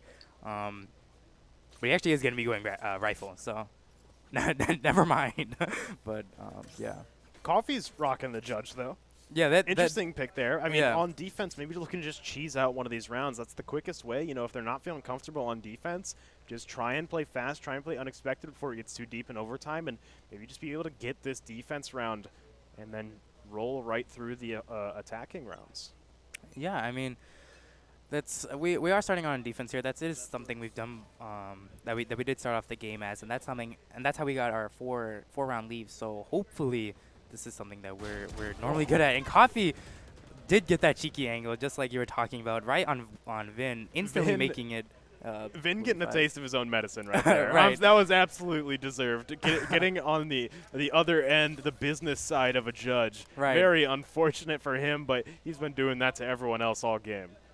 Right now, as their chamber starts to kind of lurk here, they are C-Dubs and Mango are kind of like gonna cross paths here almost as they as the flank goes out. But C-Dubs getting extremely close to Fireblaze, hopefully maybe to get a pick on him. But SNHU has most of sight right now. It does not seem like a good place to push at the moment. And he is gonna get that kill on Fireblaze, not missing, catching him as soon as he reloaded. We are gonna get Spike and that kill on Kuso. And C-Dub's able to get that kill on Isaac as well, making it just Mango, who is on the opposite side of where their team is supposed to be. They don't got Spike. It's a 1v5 situation. They have to ace here, or it's really just a loss. There's no reason to save either. So he might as well. 15 seconds left. He's not even going to have enough time to attempt to clutch this one out. SNHU came out strong in this overtime, took the defending side, and Hilton spraying down Mango, heard him hard stepping, knew exactly where to aim. SNHU Blue now flipping over to attack. If they take this round, the set ends. If the Rams are able to hold their ground, then we could be here for a while. I mean, I think what each team really needs to do is just figure out where the weak points in each agent where in each agent is. They need to figure out where they need to be, where they normally play, what they normally do. in each situation, and I think that's how they're really gonna win off of that. But as we've seen before, Mango is gonna come out with this operator playing a close angle here, getting some information on our Viper, but not getting the kill, unfortunately for them. But they seem to be pretty split at the moment. Um, you know, C-Dub's kind of pushing up a little bit. We are going to push up onto A, get most of sight, and he is going to get that kill on Fireblaze. Rams is forced to play retake as their Viper is actually going to TP and maybe get a flank kill, but does not look for it. Painshow's coming out, get that kill on Kuso and on Coffee as well, but Hilton's going to shut him right back down. And Isaac and Mango getting the kill on our last two remaining members. All right. Yeah, we're going to be here for a while, Yeah, it seems. The Rams tying things up now 13-13. SNHU, on their defending side, they were able to steal a lot of momentum off of that judge kill, right? Yeah. Are we going to be able to see that happen again? Unlikely. You know, I think that was SNHU's one big chance to really get off on a running start and really just steal that round away. And now that they don't have the chance to do that, it's going to be a much more clean, fair, honest game of Valorant from here on out. And that's where things get a little bit concerning. These teams are going to have to just play consistent on both sides. Not much room for cheese left outside of that first round of overtime, but hey, double overtime, that is hardly close to what we've seen the cap of here. Yeah, with the abilities going out at the moment, a lot is being used right now to get that kill on Isaac right here, and just like that, they are gonna take sight. As Mango pushes through up the smoke, he's gonna get Hilton and C-Dubs right under their noses. As they get bombed down, they're gonna start to push up. You know, we're kind of flanking here, and Mango is able to get that kill on Agra, and Isaac the kill on Coffee, and it's just Macron. There's not a lot he can do. He sprays through the smoke, and Vin sprays him right back, and that is 14-13 for the Rams. Wow, that was a much different story than the attacking side we saw from the Rams in our first overtime here. Yeah, they're now at match point. Right? They have to win this defense to close out the game and bring it to map number 3. SNHU, who are 2 behind, they've got to go a little bit further than this. They're going to have to win 3 rounds in a row if they want to win this. Exactly like you said. It's a tough situation. It is a tough situation, but Mango not giving up on that operator, really seeing it in their hands. Ooh. Not gonna get that kill on Agron, but Agron is gonna deal some damage before they're able to TP away. As they start to push out on A side here, most of the Rams are going to be flanking at the moment. Not really going to be holding down Bomb as much as they can. But as Fireblades blazes out through the smoke, Hilton's going to shut him right down. And we get to see most of their team push out from the back here. Mango getting that tiny little angle right on C-Dubs. As they start to push in from flank, Hilton's able to get the kill on Vin. Kuso trading him right out. Now with just Macron, the blinds are going out. The Prowler not detecting him, but he is going to get the kill on Mango. Han coming out. They know where he is. It's half defused. Bomb is ticking down. He gets Kuso. It's now just a 1v1 situation. They both know where each other are. Isaac's going to push up. He's going to get him right there. Does he have time? He's got to get it halfway. It's going to be a little bit close. He's going to be able to defuse. With 0.91 seconds left, the Rams are going to close out double overtime. They take map 2. Yeah, it's definitely around a game that a lot of us, I think, didn't expect to see. Absolutely not. Not. Especially from that first round. Oh, yeah. Or for the first game. That was the Rams hit back hard. That was a really impressive showing from them. They adapted really, really well. I think that was just great communication. I think they found themselves in a really great headspace, which, like I said, I thought the biggest challenge that game was the Rams mentally recovering from that Icebox game, because it's so easy to get tilted off of games like that. And right. It seemed like at the start of the first half, maybe that was going to be the case, but then they immediately showed up and they played a fantastic game of Valorant there. Right. No, they definitely kind of switched it up. I think we did feel a little bit too overconfident there, but they just came back just like that. Yeah. And with that, we're going to cut it to a small break. Stay tuned. We'll be back with Ascent on defense.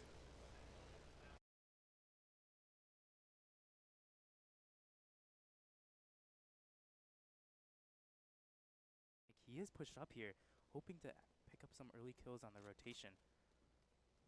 Isaac peeking through. Hilton finds the shot, going for a second, takes down Ooh. Fireblaze. It's a one-on-one now.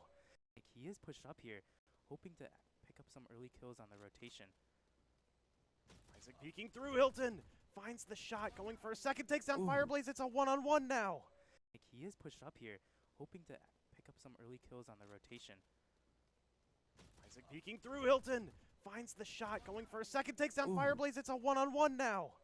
He is pushed up here, hoping to pick up some early kills on the rotation. Isaac peeking through. Hilton finds the shot, going for a second, takes down Ooh. Fireblaze. It's a one-on-one now. He is pushed up here, hoping to pick up some early kills on the rotation. Isaac peeking through. Hilton finds the shot, going for a second, takes down Ooh. Fireblaze. It's a one-on-one now. He is pushed up here, hoping to pick up some early kills on the rotation. Isaac peeking through. Hilton finds the shot, going for a second, takes down Ooh. Fireblaze. It's a one-on-one now. He is pushed up here, hoping to pick up some early kills on the rotation. Isaac peeking through. Hilton finds the shot, going for a second, takes down Ooh. Fireblaze. It's a one-on-one now. He is pushed up here, hoping to pick up some early kills on the rotation. Isaac peeking through. Hilton finds the shot, going for a second, takes down Ooh. Fireblaze. It's a one-on-one now. He is pushed up here, hoping to pick up some early kills on the rotation.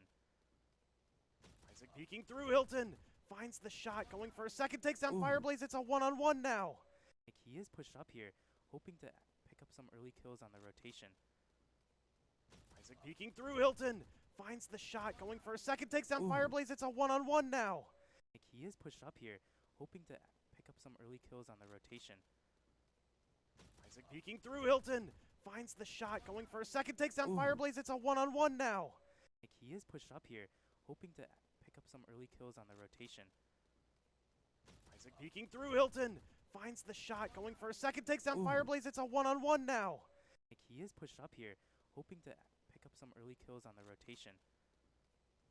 Isaac peeking through. Hilton finds the shot, going for a second, takes down Ooh. Fireblaze. It's a one-on-one now. He is pushed up here, hoping to pick up some early kills on the rotation. Isaac peeking through. Hilton finds the shot, going for a second, takes down Ooh. Fireblaze. It's a one-on-one now. He is pushed up here, hoping to pick up some early kills on the rotation. Isaac peeking through. Hilton finds the shot, going for a second, takes down Ooh. Fireblaze. It's a one-on-one now. He is pushed up here, hoping to pick up some early kills on the rotation. Isaac peeking through. Hilton finds the shot, going for a second, takes down Ooh. Fireblaze. It's a one-on-one now. He is pushed up here, hoping to pick up some early kills on the rotation. Isaac peeking through. Hilton finds the shot, going for a second, takes down Ooh. Fireblaze. It's a one-on-one now. He is pushed up here, hoping to pick up some early kills on the rotation. Isaac peeking through. Hilton finds the shot, going for a second, takes down Ooh. Fireblaze. It's a one-on-one now. He is pushed up here, hoping to pick up some early kills on the rotation. Isaac peeking through. Hilton finds the shot, going for a second, takes down Ooh. Fireblaze. It's a one-on-one now. He is pushed up here, hoping to pick up some early kills on the rotation. Isaac peeking through. Hilton finds the shot, going for a second, takes down Ooh. Fireblaze. It's a one-on-one now. He is pushed up here, hoping to pick up some early kills on the rotation. Isaac peeking through. Hilton finds the shot, going for a second, takes down Ooh. Fireblaze. It's a one-on-one now. He is pushed up here, hoping to pick up some early kills on the rotation.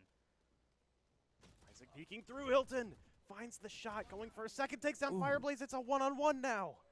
He is pushed up here, hoping to pick up some early kills on the rotation.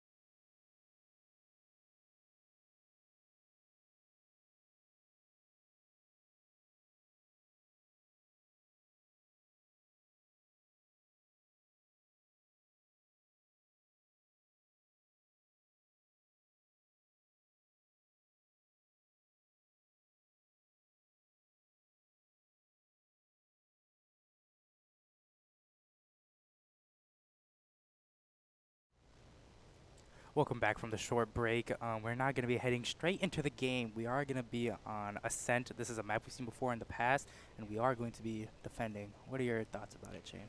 Well, I think this is going to be an interesting map because we have seen SNHU play so much Ascent in the last 2 weeks.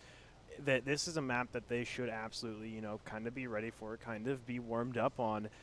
But I said the same thing about Bind. And Right. that was a big map for SNHU where it felt like the Rams really came through with a huge upset. I think, that first Icebox was a tough game for the Rams, absolutely. But they were able to kind of get back in the right headspace, and they played amazing in that Right. second map. I think the big challenge here, like I said for the Rams, I'm going to say the same thing for SNHU. The big challenge here is to just get that mental reset in, focus up, and just get, kind of clear comms going through and kind of calm down after, a huge heartbreaking game on Bind. Definitely. No, I agreed. One of the biggest things while playing this game is to have that, the mental thought saying that you can win this. Nothing can really bring me down, and that's something that that can be either very strong or not or a big weakness at the same time. And like you said, that is something that we need to or get that headspace and get that mindset going, and that could possibly turn the table for us here. Now for SNHU, it looks like they're going to be going for a pretty standard spread here. I actually am a little bit concerned about how many people are over at A side here. Only having having both the players over there in tree as opposed to being in A main. I think if the Farmingdale Rams come out pretty fast, they could just take main. But it looks like they're going to be playing a little bit more reserved. Yeah, I think what they're trying to do for at least maybe for the Piston is try to play a retake. Not push up too much, but blinds are going to be going out. Agron is able to get that early pick on Isaac. Kuso getting Coffee out of the way, and they are going to push up on A. And like I said before, they are going to have to play a retake here. But Mango gets that kill right on C-Dubs, and Agron with the Sheriff maybe hoping to get a kill on Mango as he starts to push up here. And he is able to. Mango, unfortunately, having their knife out at the wrong time, and Vin just trading. Both teams are trading each other out right back and forth. At the moment, it is a 2v3 situation, and we do have to retake. Fireblaze is at a pretty low HP there. Hilton with the recon, hopefully to get any information that they can right now, because that's all they really need. Haunt's going out, Prowler's coming in. No gun shed happening yet, but they do have a good information. They do have good information on where they are right now. Kuso getting the kill on Hilton. Palm tapping, and Vin coming up from behind, able to get that kill on Macrome, and 0-1 for the Rams. Yeah, Rams coming out with a really nice pistol round there.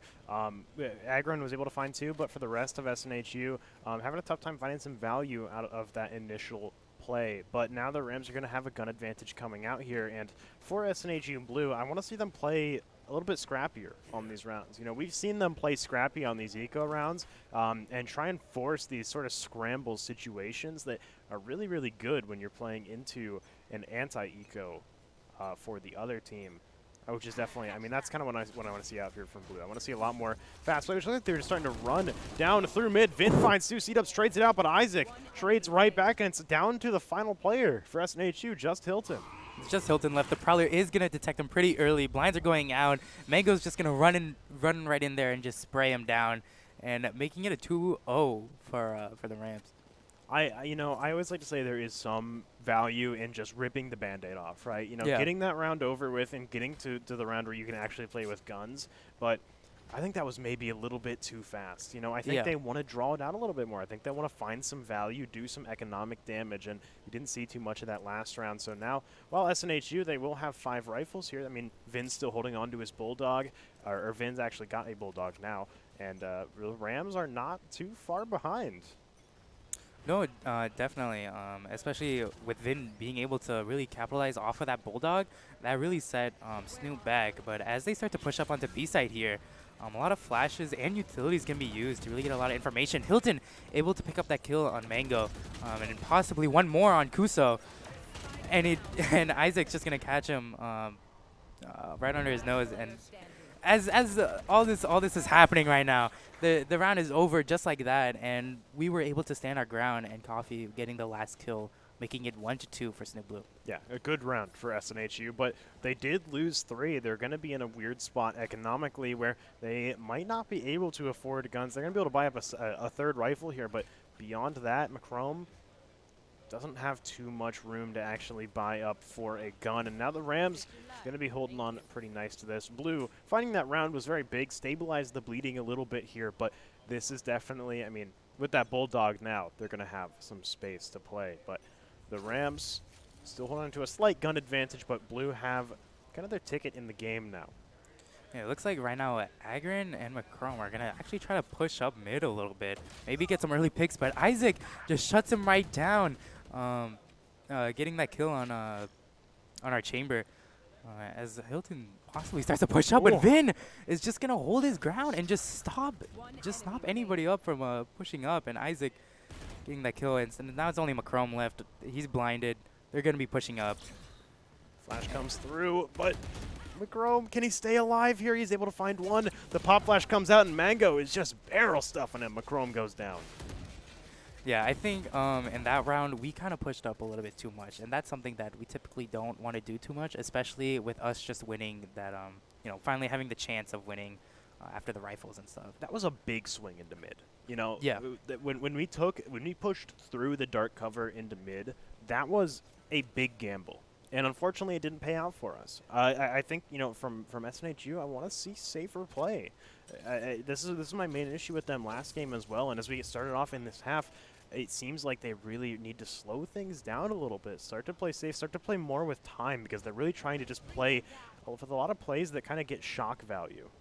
Yeah, as we can even see right now, Rams is just pushed far back. Mango getting that early pick on C-dubs here, and they're not really pushing anything. They're just waiting for SNHU to really push up, and that's what they're gonna continue doing. I'm assuming it's worked out greatly in that last round, but. As they start to push over towards A, they are going to leave their chamber for the lurk, hopefully to pick up a kill, hoping that SNHU Blue pushes out again. But Agrin with the Sheriff, not able to get any picks right away. They are going to take control of site. Coffee standing extremely close to the door, hoping someone will come in, but unfortunately not. Vin getting this spike planted, Paranoia going out, does get the near side, is able to kill Vin before he teleports out, kills the Haunt. Pushing forward, Macrome finds Fireblaze, Mango and Isaac find kills of their own, and it's just down to Macrome on site. He falls back to tree, getting flanked from behind. Kuso's going to find the final kill. The Rams now 4-1. Again, with pushing up, getting that early pick on C-dubs really I think initiated that push for A, because that was one defender down for A, and in that situation they had to play retake there. They couldn't really push through smokes because, as we saw last time, it didn't really work in their favor. And I think that's what we just really what it really comes down to. We just need to stop peeking. We need to stop ego peeking. We just need to sit back, let them come to us. Just play slow. I play think defense. Yeah, I think that's what we really need to work on. SNHU will have the chance to fully buy up guns this round, but if they aren't able to make good use of them here, once again, I mean, they're going to be in a weird spot economically. They barely have, I think at most I saw 400 creds in the bank, so they need to play, they need to find big plays off of this. They really need to try and stabilize the situation that's going on here. And for the Rams, who are playing very slow, I think they could get kind of used to playing like this with just, a lot of the time SNHU will kind of play forward and play into the Rams, where they can just kind of hold back and wait for a little bit. Yeah, I mean, they're all tightly packed towards A right now. I think they're hoping on Kuso, hopefully getting a lurk kill, but Hagrid getting that early kill on Isaac. Nightfall coming in. They have the information they need for people on site. They are going to come out here. C-dubs hopefully able to get a kill. Location being revealed. Kuso is going to get the kill on Macrome. Coffee the kill on Fireblaze. And as they push out, they're going to get most of our team right now. Mango getting Hilton with Coffee, trading him right back out. Now it's all down to Kuso. He does have a tour de force, but it does not look like he's going to be using it right away. Trying to get that kill on Agri, and he's going to TP right out before he's able to do anything. He's going to push through the smoke with 2 people holding him. He's just not going to be able to win that round. And finally getting a win for us, making it 2-4 for Blue. Excellent safe trade. That is exactly what I want to see come out from SNHU. Just going for these safe plays, and always ensuring that they're, whatever play they go for has some kind of that backbone to really hold things down. And they were able to find a nice trade there to close out that round. So I was definitely afraid that he was going to take that 1v2. He's a scary guy over there on the Rams. He's the highest up on the board right now. with 7 kills. Mango not far behind him, only 1 death more. But for the Rams, definitely a scary situation, or for SNHU, a scary situation that turned out pretty well for them there, just off of some pretty smart plays. And C-Dub's playing forward is going to be able to take down Vin. Yeah, they definitely pushed up there, which is something that they needed to work on before. But Hagen getting that early pick on Mango here, it's going to be a 3v5 for us, and that's something that we are going to hopefully take advantage of, and not having as many people. But Macrome hopefully getting this this off angle here, getting 2 of them, making it a 1v5. Isaac is going to get the kill on C-Dubs, however. He is going to be in market. They know where he is. The Haunt detected him. There's not a lot of what he can do. Hilton's going to peek out, and he's going to get him right back, but Agron sitting in back sight is going to kill him as he tries to really do any more damage to their team. Yeah, SNHU starting to make up the difference. They've taken 2 rounds in a row, now 3-4. I'm noticing both sides here, not a lot of you know, really play around the spike coming out. Like, we're seeing these last 7 rounds in a row have all been won by just killing the other team. Right. There's not been any defuses, no bombs going off, and I think that kind of goes towards these teams really just kind of playing for blood. They're not spending their utility on cutting up the site so they can take it. We're seeing the Rams hold back and Blue hold forward, and really just waiting for these duels to come out. They're kind of playing more of a deathmatchy setup here, and they're going to be able to spray down Fireblaze right away. Coffee will get traded out, but Mango finding that kill, still hanging on now 4-4. Both teams equal in the player advantage. Yeah, they did the same play they did last round to get the kill on their on the Omen here. They kind of went out with 2 smokes, and hopefully just to get any kill they could. But Hilton picking up that kill on Vin right through main here, as Macrome hopefully get the kill on hopefully to get this kill on Isaac. But that Prowler is gonna get some information, and he's not gonna go for it right away. But the Rams do not have Spike at the moment. It's kind of sitting back right now. Their chamber may get it, but Hagrid not connecting the shots on Isaac here. It looks like Isaac's gonna maybe taunt him, maybe get some more ability out, trying to get some more usage out of it. Ooh. And he misses the shot. Jump peeks it right. Does a quick wide swing, and he's just challenging it. There's no way he's not gonna. He's not gonna. What is it? Go away from it. But they are gonna get some information on where he is, and that's what's gonna make him back off here. And he finally does get that kill on Isaac. Now making it a 4v2 for us. C-Dubs hopefully to get some damage on Mango here, as Kusa and them start to push out. They want to get as many kills as possible. And he is going to get that kill on Hilton, and a different angle that one is not normally used to, but C-Dubs shutting him right back down. Mango on a decent HP, get the kill at C-Dubs, but Agram's going to put him right back to the grave, making it a 4v4 for us, a tied game. And this could be, again, a turning point for us, and hopefully to where we can just keep this momentum going, and hopefully, you know, give us a lead in future games. Absolutely agree. I think that for SNHU, they've kind of found some consistency here in these last 3 rounds. They've found a game plan that actually kind of works for them here. And for the Rams, now they're you know, they're in a situation where they have to try and adapt, but that's going to be hard when they're ecoing. You know, they do not have the full tool set they really need to try and challenge this. So they have to get a little bit creative with how they want to take this, especially against SNHU, who have been finding a pretty decent, solid game plan's been coming out here. But will be just Hilton holding back here, and the rest of the team starting to teleport over. That recon bolt coming through, getting some information. It's a lot of information. Hilton just spraying right through the smoke, able to pick up 2. Coffee also getting 2, and Agrin getting that kill on Mango as they trade each other out. And just like that, the round is over. With not a lot of you know, economy that that the Rams could really use. You know, they only had Stingers and Spectres. They kind of just ran out there, and they just got shut down by us, and we were able to hold our ground. Yeah. Now, I mean, SNHU taking the lead is a great situation for them. They've fully stabilized at this point, and are starting to actually pull ahead, whereas the Rams, now they have the tools to work with. You know, now they've got a full set. I do think that they also got into a little bit of a tough situation, but the situation they were in last round is definitely due to a lack of utility. Isaac going to get legged there, living with just a pixel left. Right, no, definitely something we haven't seen before is that Isaac is actually operating here, but I have to cut myself off. Kuzo is going to get that kill on Macrome, peeking right through the dark cover. Unfortunately, not getting aggroed here, but he's just going to try and hold this angle. We've seen a lot of chamber duels in the stream here, and so far it hasn't happened yet. And shots are being fired right now. They're trying to get as much information as they can. They're trying to take picks and just anything they can do to really win the game. Now, C-Dubs getting back out, or actually Agron getting caught out there. Vin finding that kill as Farmingdale pull ahead in the player advantage. That said, Isaac is barely alive as is, but that operator is only going to take one shot to actually find some value as they get postured towards B lobby here, getting ready for this push in. They've secured a kill here, but the entirety of SNHU are, actually 2 players from SNHU are stacked up here waiting for something to happen. That knife does go out, get some information there. They've got a pretty good read on where Farmingdale are. Then sending that dark cover out. The Haunt also from Hilton, going to force him to shoot. They know, they have an idea where he is. The Prowler comes out, he takes down Isaac. Vin finds C-Dubs, and Fireblaze comes out as well. The 2 defenders on B side are down. It's just Coffee left. Coffee does have most of his utility ready, and for them, they got all the sight. They're gonna be holding angles, and Kuza's not gonna pick up that kill on Coffee. He starts to push up here. It's a very different situation. He's gonna smoke off one side, hopefully denying access to them. They can't really push out, and they're gonna smoke him right back. So the bomb ticks down, and he smokes in. He's gonna actually blind Boathouse, jump onto site.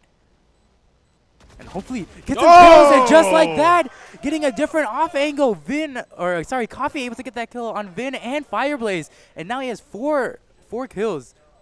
Oh, that was a four kill game for him, making it 6-4 for us. What a play around utility from Coffee, just expertly cutting up the site and taking it at the exact pace he needs. Found a great angle on the Rams, who just weren't ready for him to push through like that, and just overall was able to salvage that round from a pretty dark spot. SNHU have now taken a 2-point lead. They're guaranteed to be even for this half, but we'll see if the Rams are able to hit back before we switch sides. Yeah, no, I think definitely that blind there was something that we were able to capitalize on, because I think they were both blinded, and at the same time he jumped down, and they couldn't really know if he was on site or if he was on lane there, and I think it was just a well executed. He did that amazing. That was really cool. But it seems for right now, Rams is going to be kind of pushed up towards A side at the moment. They're not going to have the traditional lurker like they always have here. And they're just, they're not using a lot of util, but they're going to push up extremely slowly, hopefully to get a pick or to get some information on where everybody is at the moment. Han coming in, utility going out. They're going to try and push up A side here. Coffee's going to remain back, hopefully to push him down as they start to come up here. And they're kind of just sitting in A main. They're not doing too much at the moment. But they are going to start coming out. C-Dubs is going to get Vin right from CT there. And as the utility's going out, Hilton all the way from heaven is just going to be able to pick off 3 of them, ultimately stopping the push there, making it 7-4 last round. We are in the upper hand for economy right now, and they have to force as much as they can. And we seem to be in a great position. Yeah, a tough situation for the Rams as we get to the final round in the half. SNHU also holding on to that ult advantage. The Rams not likely to get to be able to find any more ultimates in the remainder of this half, just working on from the shadows, which they could use. They could use to some degree of reward there, but now as we get started off with the final round of the half, Macrom holding very forward here. Pop Flash coming out, not going to be able to hit him, and Agron finds the opening kill there on Fireblaze. Yeah, Vin's going to come out quick. He wants to get this kill on Macron, but Coffee has his back, and as the rest of Rams kind of stays back there. Oh, Isaac is actually out, and he gets that kill on Macron. Coffee puts him right down. Agron get that kills on Kuso and uses the Sheriff to get that kill on Mango. It's 8-4 now, and like I said before, we're in a great spot. We're not anywhere that's too low and where it's too high, and it's a good spot. Great end to that half from SNHU Blue. They took 7 straight rounds, right? And that is incredible. They really had a tough time finding, their pace at the start of that half, but the moment they did, they absolutely just laid into the Rams. And this is what you want to see, especially after that second bind, or after the second map on bind there. SNHU seemed like they had a great start going forward, but then the Rams suddenly started adapting. That seems to be the opposite case happening here. Maybe the Rams are maybe need to try and figure out what's going on. They need to stop this bleeding as quickly as possible, because Blue are in a great spot, and we will be able to get back to level ground as we switch sides, but still, for Blue, definitely a lot of mental advantage coming out of a half that good.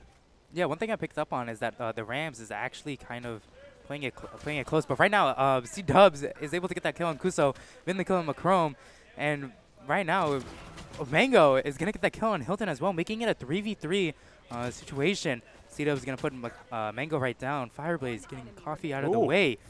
Agron with his sheriff not able to get that kill right away, but you know, as all this is really going down, it's just trading one back to another, you know, back and forth. And C-Dubs with 23 HP gets the round for us, making it 9-4. Yeah, SNHU doing great on that pistol round. We're going to see a timeout come out from the Rams. I think this is very smart. They need a second to figure out what's going on after that pistol round went bad for them.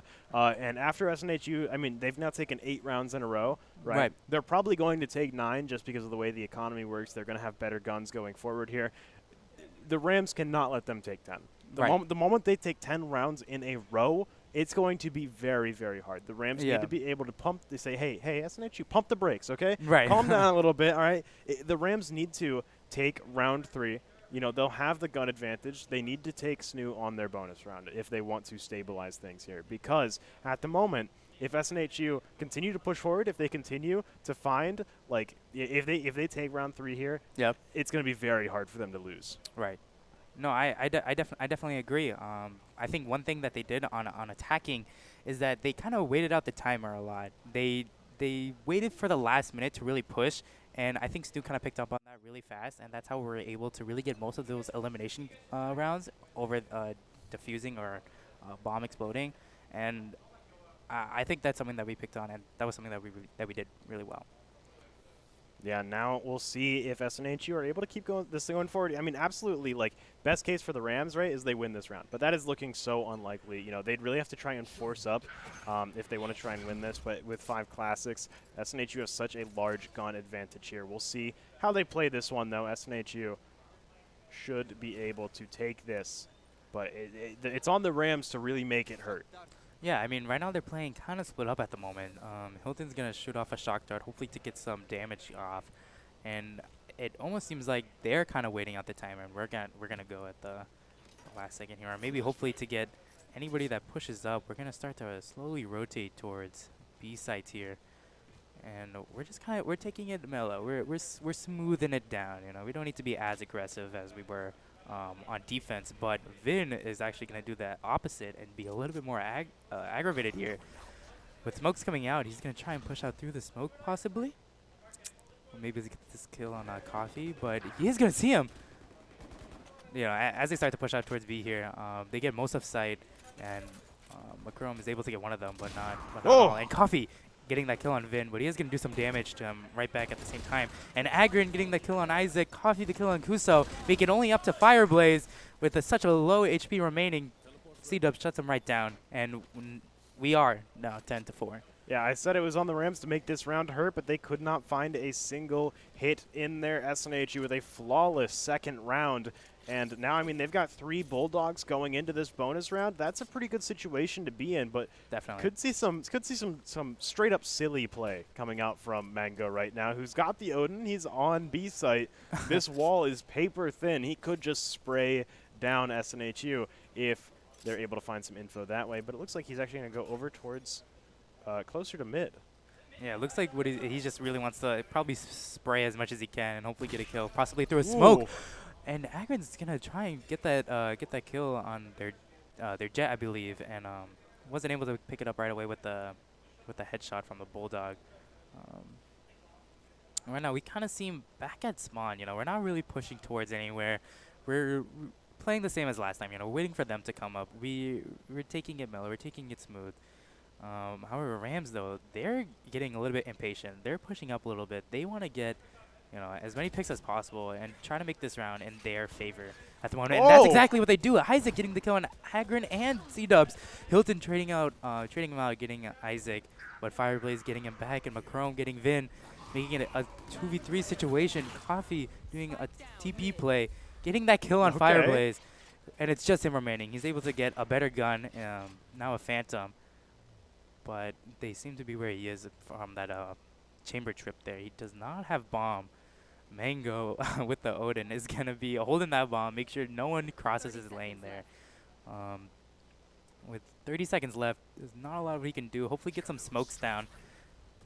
And Mango gets him right as he right on his back there, and a 10-5 for the Rams. Nicely played by the Rams. That is Yeah. exactly what they needed. They could not let SNHU get away with that. And it looked like they were about to for a second. SNHU had, some really good fights in that round, but the Rams were able to establish, that 2 versus 1 situation at the end, and that I think is what really, really won them that round. And now SNHU, we're playing pretty evenly here. Mango, he's got a little bit of a bigger gun than everyone else, but Right.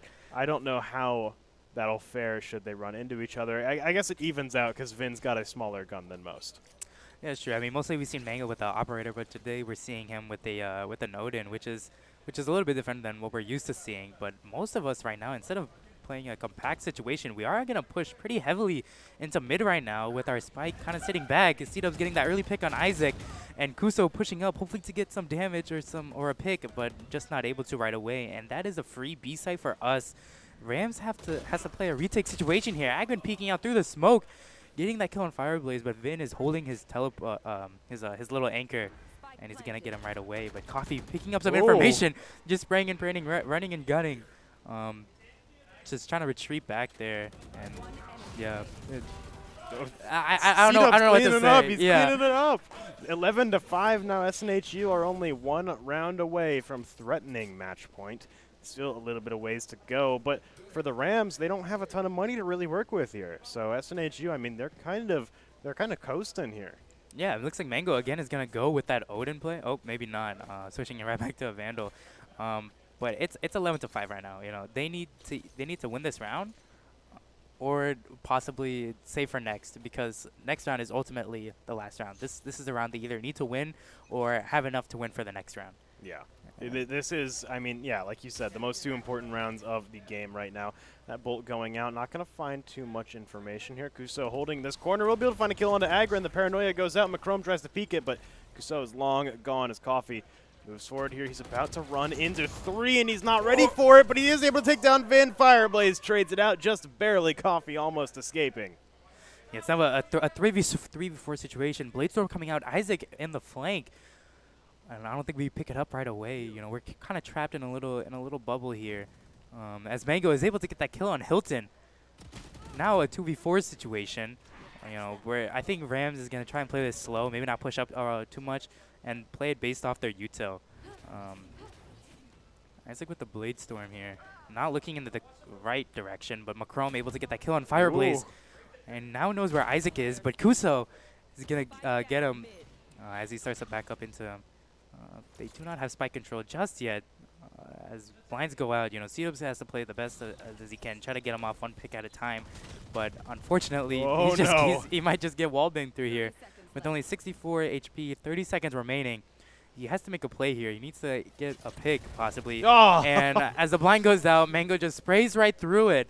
Now it's 11-6. Hopefully, their economy is a lot more well balanced and could be in favor for the Rams. Yeah, they're going to start to build up a little bit here. Still, I wouldn't say in favor, as we see some kind of economy buys coming out. Yeah, it's still a rough situation, but it's as equally rough for SNHU, who are barely going to be able to afford this last gun for C-Dubs there. Agron just opting for the tour de force with light armor. Not exactly what you want to see, but for SNHU, I'd say both teams are equally uncomfortable with their loadouts right now. Right. Full command. Yeah, and as C-Dub starts to enter out here, utility's being out. Isaac's going to get him right away. Also getting Macrome. Hilton's going to trade him right out. And they are going to get that res on C-Dubs here. But it looks like they have most of these set already. What they don't know is that Kuso's hiding back, but Coffee gets him out before he's able to really do anything. Nightfall comes out. He is going to get a lot of information here. They know where most of the team is, but Agron getting that kill on Fireblaze is going to be great because now they can't have any prowlers. But Yin getting that kill on Agron. C-Dub's a kill on Vin. And it's a 1v3 area. It's just Mango. They have an Odin, but he's gonna pick up 2, and C-Dub's getting him before he could do any more. Now making it 12-6. But Mango with that Odin there, he was able to get a lot of value off of that. Yeah. There was some body shooting there, but I don't know if that was fully justified. That man absolutely almost went postal on SNHU right there. That was scary. You do not want to see that coming out. Very down to the wire, but for SNHU, down to the wire is, I mean, it's a pretty comfortable situation for them. The Rams, they're going to have to get, if SNHU keep forcing these final one-on-ones, right, the Rams have to get lucky 6 rounds in a row. Right. SNHU only needs to be able to take one, and that's a pretty good situation for them. But Isaac's going to find an opening kill there. Oh my God, as trades are going out through mid right now, you know, Macrome getting the kill on Isaac and Fireblaze getting Macrome right back there again. They did not have bomb, but Coffee's able to TP over as Vin tries to possibly hold any area that they could be pushing, but he is going to use his ultimate to actually push with his team here. Not pushing anywhere over close to sight, but Fireblaze is going to get some utility out, hopefully to get some information, spray out through the smoke, find out where, you know, where they could really be. C-Dubs is going to get the kill on Mango, however, making it a 3v3 situation. They're on even grounds. This could be a round for us, but Vin flanking, getting the kill on Coffee. And as he jiggle peeks, he actually reveals most of his body, and Hilton getting the kill on Vin. C-Dubs the kill on Fireblaze, and not exactly getting that kill on Kuso as he just sprays and prays for his life there. And with only 26 HP remaining, he is going to get that defuse, and it is going to be 12-7 for the Rams. Down to the final one-on-one again. Yeah. And the Rams did come out on top this time as SNHU just fully committing to the spray, saying, hey, this is God has the wheel right now, right? This is whether or not I get this kill is not up to me anymore. And now for the Rams, it is nice for them to get that round. Only the second defuse in this very long game so far. Most of these rounds have just been people killing each other. Yeah. That's what both teams I think are really doing. You know, they're just looking to play for kills. They're not really playing off of plants too much. They're just trying to get us picks as much as possible, and then just keep picking each other off one by one.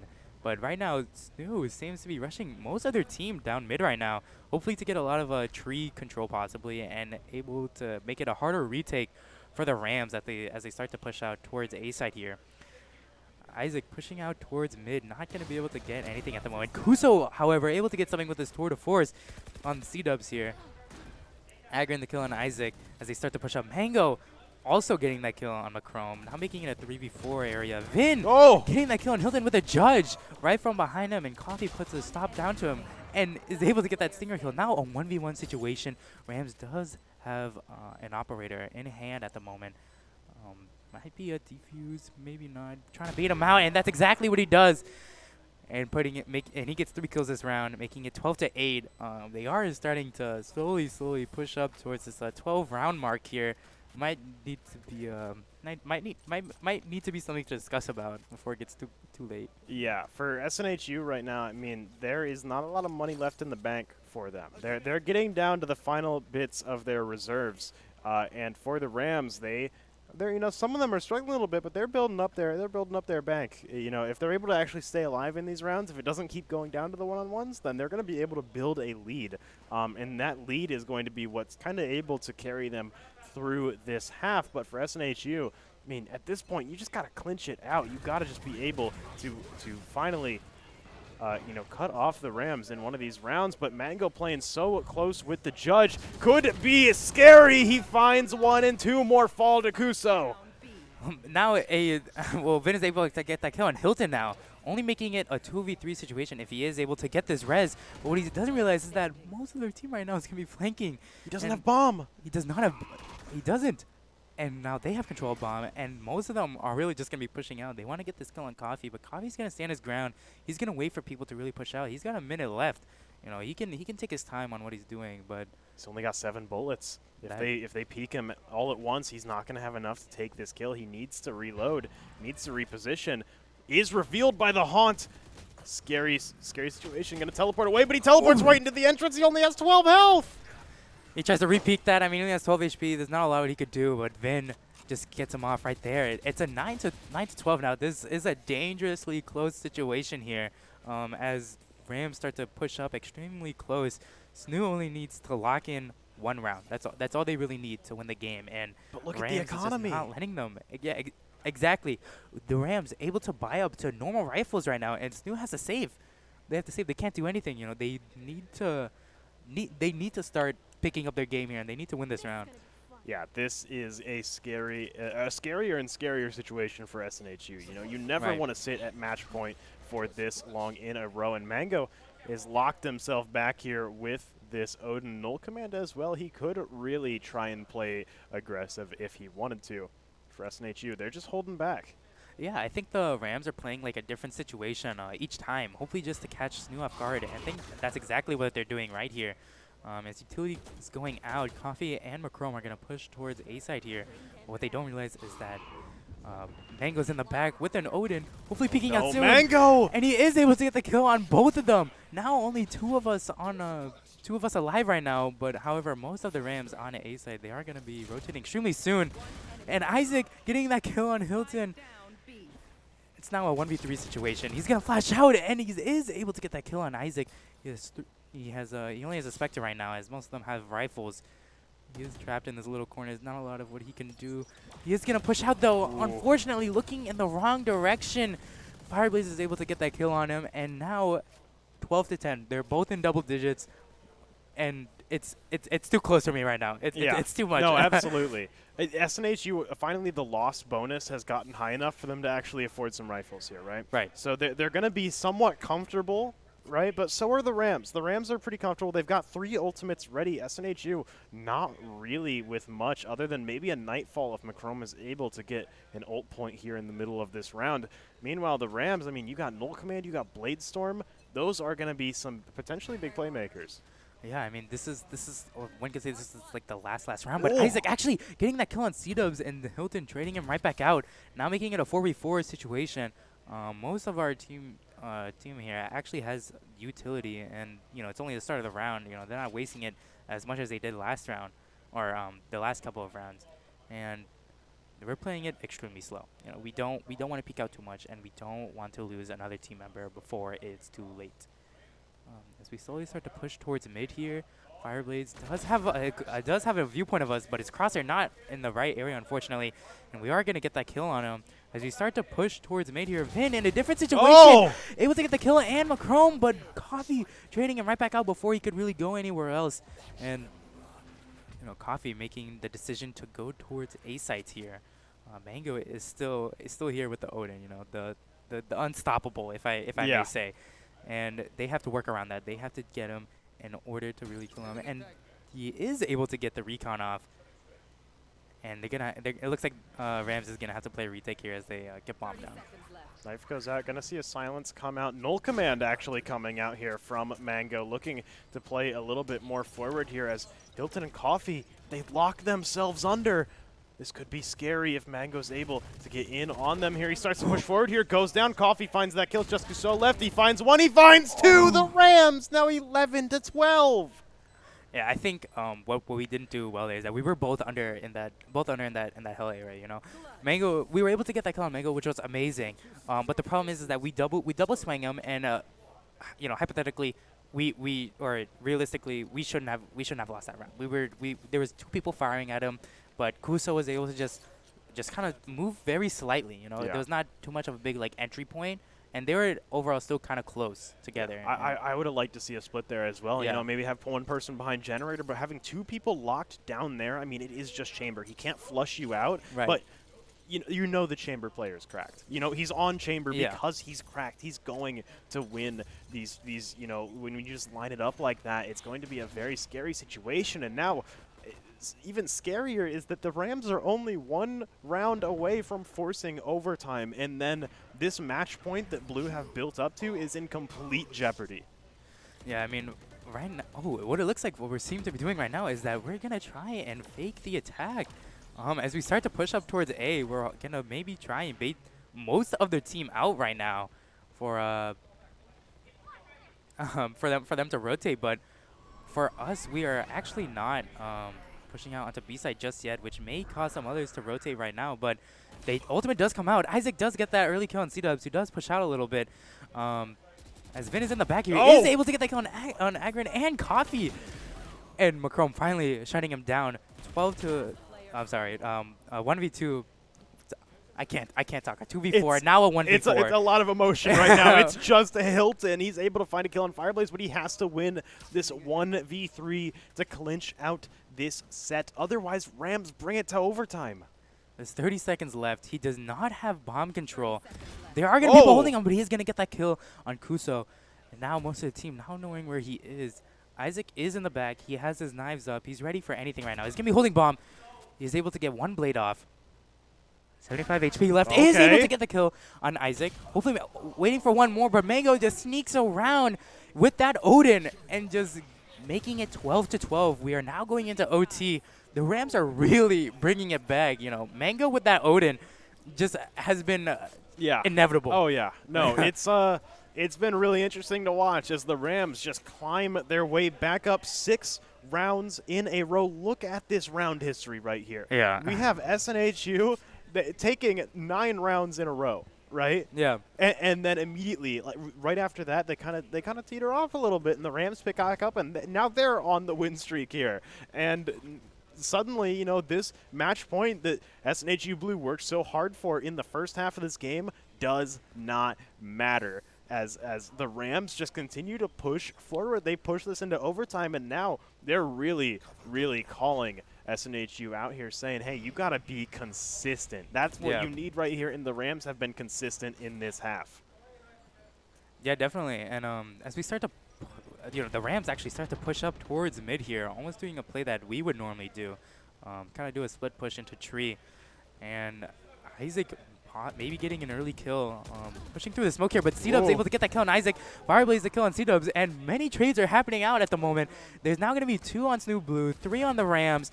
We need to win this round. You know, they're going to get bombed down. We need to get this retake. It does not look like anybody's going to be flanking them at the moment, but Hilton's going to be wide swing. He's going to be out in the open, vulnerable to main here as he starts to push out. Mango without Odin is able to get that kill on Vin.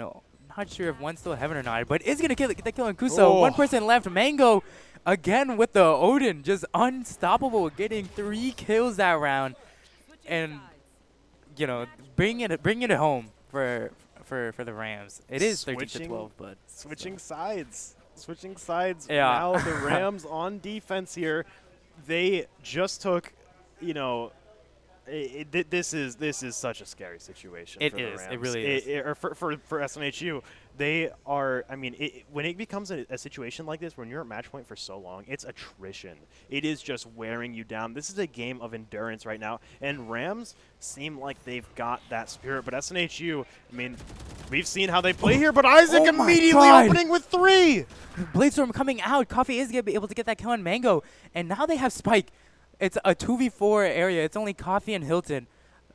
They both, I would assume they both have a good amount of util at the moment, and they've blocked off access points to bomb at the moment. You know, they have to try to find a little crack that they can really sneak behind, but it does not look like that's going to be the option here. Coffee maybe trying to wrap around, hopefully to get a pick off, and making it one less person that they have to deal with, but. And they're kind of just they're staying back. You know, Rams wants to win this round. Another Blade Storm with their Jet here. We've seen that a lot recently. But Coffee walking right into a Fireblaze's crosshair. It is now only Hilton. He has full utility except for his ultimate, and all eyes are gonna be on him at the moment. Is he ready for Vin? He is. He takes him out.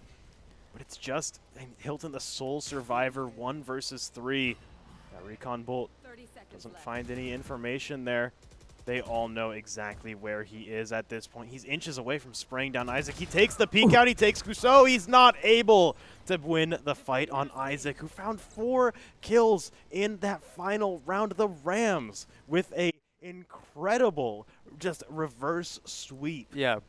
What a game. No, definitely. Our Blue pushed out like how many rounds? 6, 7 rounds straight. Yes. And they were just like, oh, we're gonna do that too. So they flip it right back, and it was I think it was a really tight and close round for us. Absolutely, that was it. Just from the incredible endurance from the Rams. I mean, fantastic play from them. Fantastic play from SNHU. It felt like, but it really did feel like in that set, it was like one half this team stomping, the other half this team stomping. Like we were just taking turns stomping, and I think that's a consistency issue on just kind of being like, I'm really good on attack, I'm not so good on defense, or the other team is really good on defense and not so good on attack. Yeah. It's just one of those things where the team that it really just feels like an issue of consistency on both sides. Yeah, no, Mango definitely with the Odin, with the MVP That on, was on their way on more their effective side. than it had any right to be. Definitely. No, yeah, but with that, we are going to end the stream. Thank you for watching. Thank you for the spectators who came out today. If you want more stream updates, make sure you join our Discord and follow our Twitter. And with that, we'll see. Do we have a game? Do we have a game We'll tomorrow? be back on Yeah. Wednesday with League of Legends. No Yeah. Smash Bros tomorrow, so next stream is Wednesday. Yeah. And we'll see you guys next time. I should be seeing you Wednesday. What am I doing, bro? I'm throwing. I'm throwing.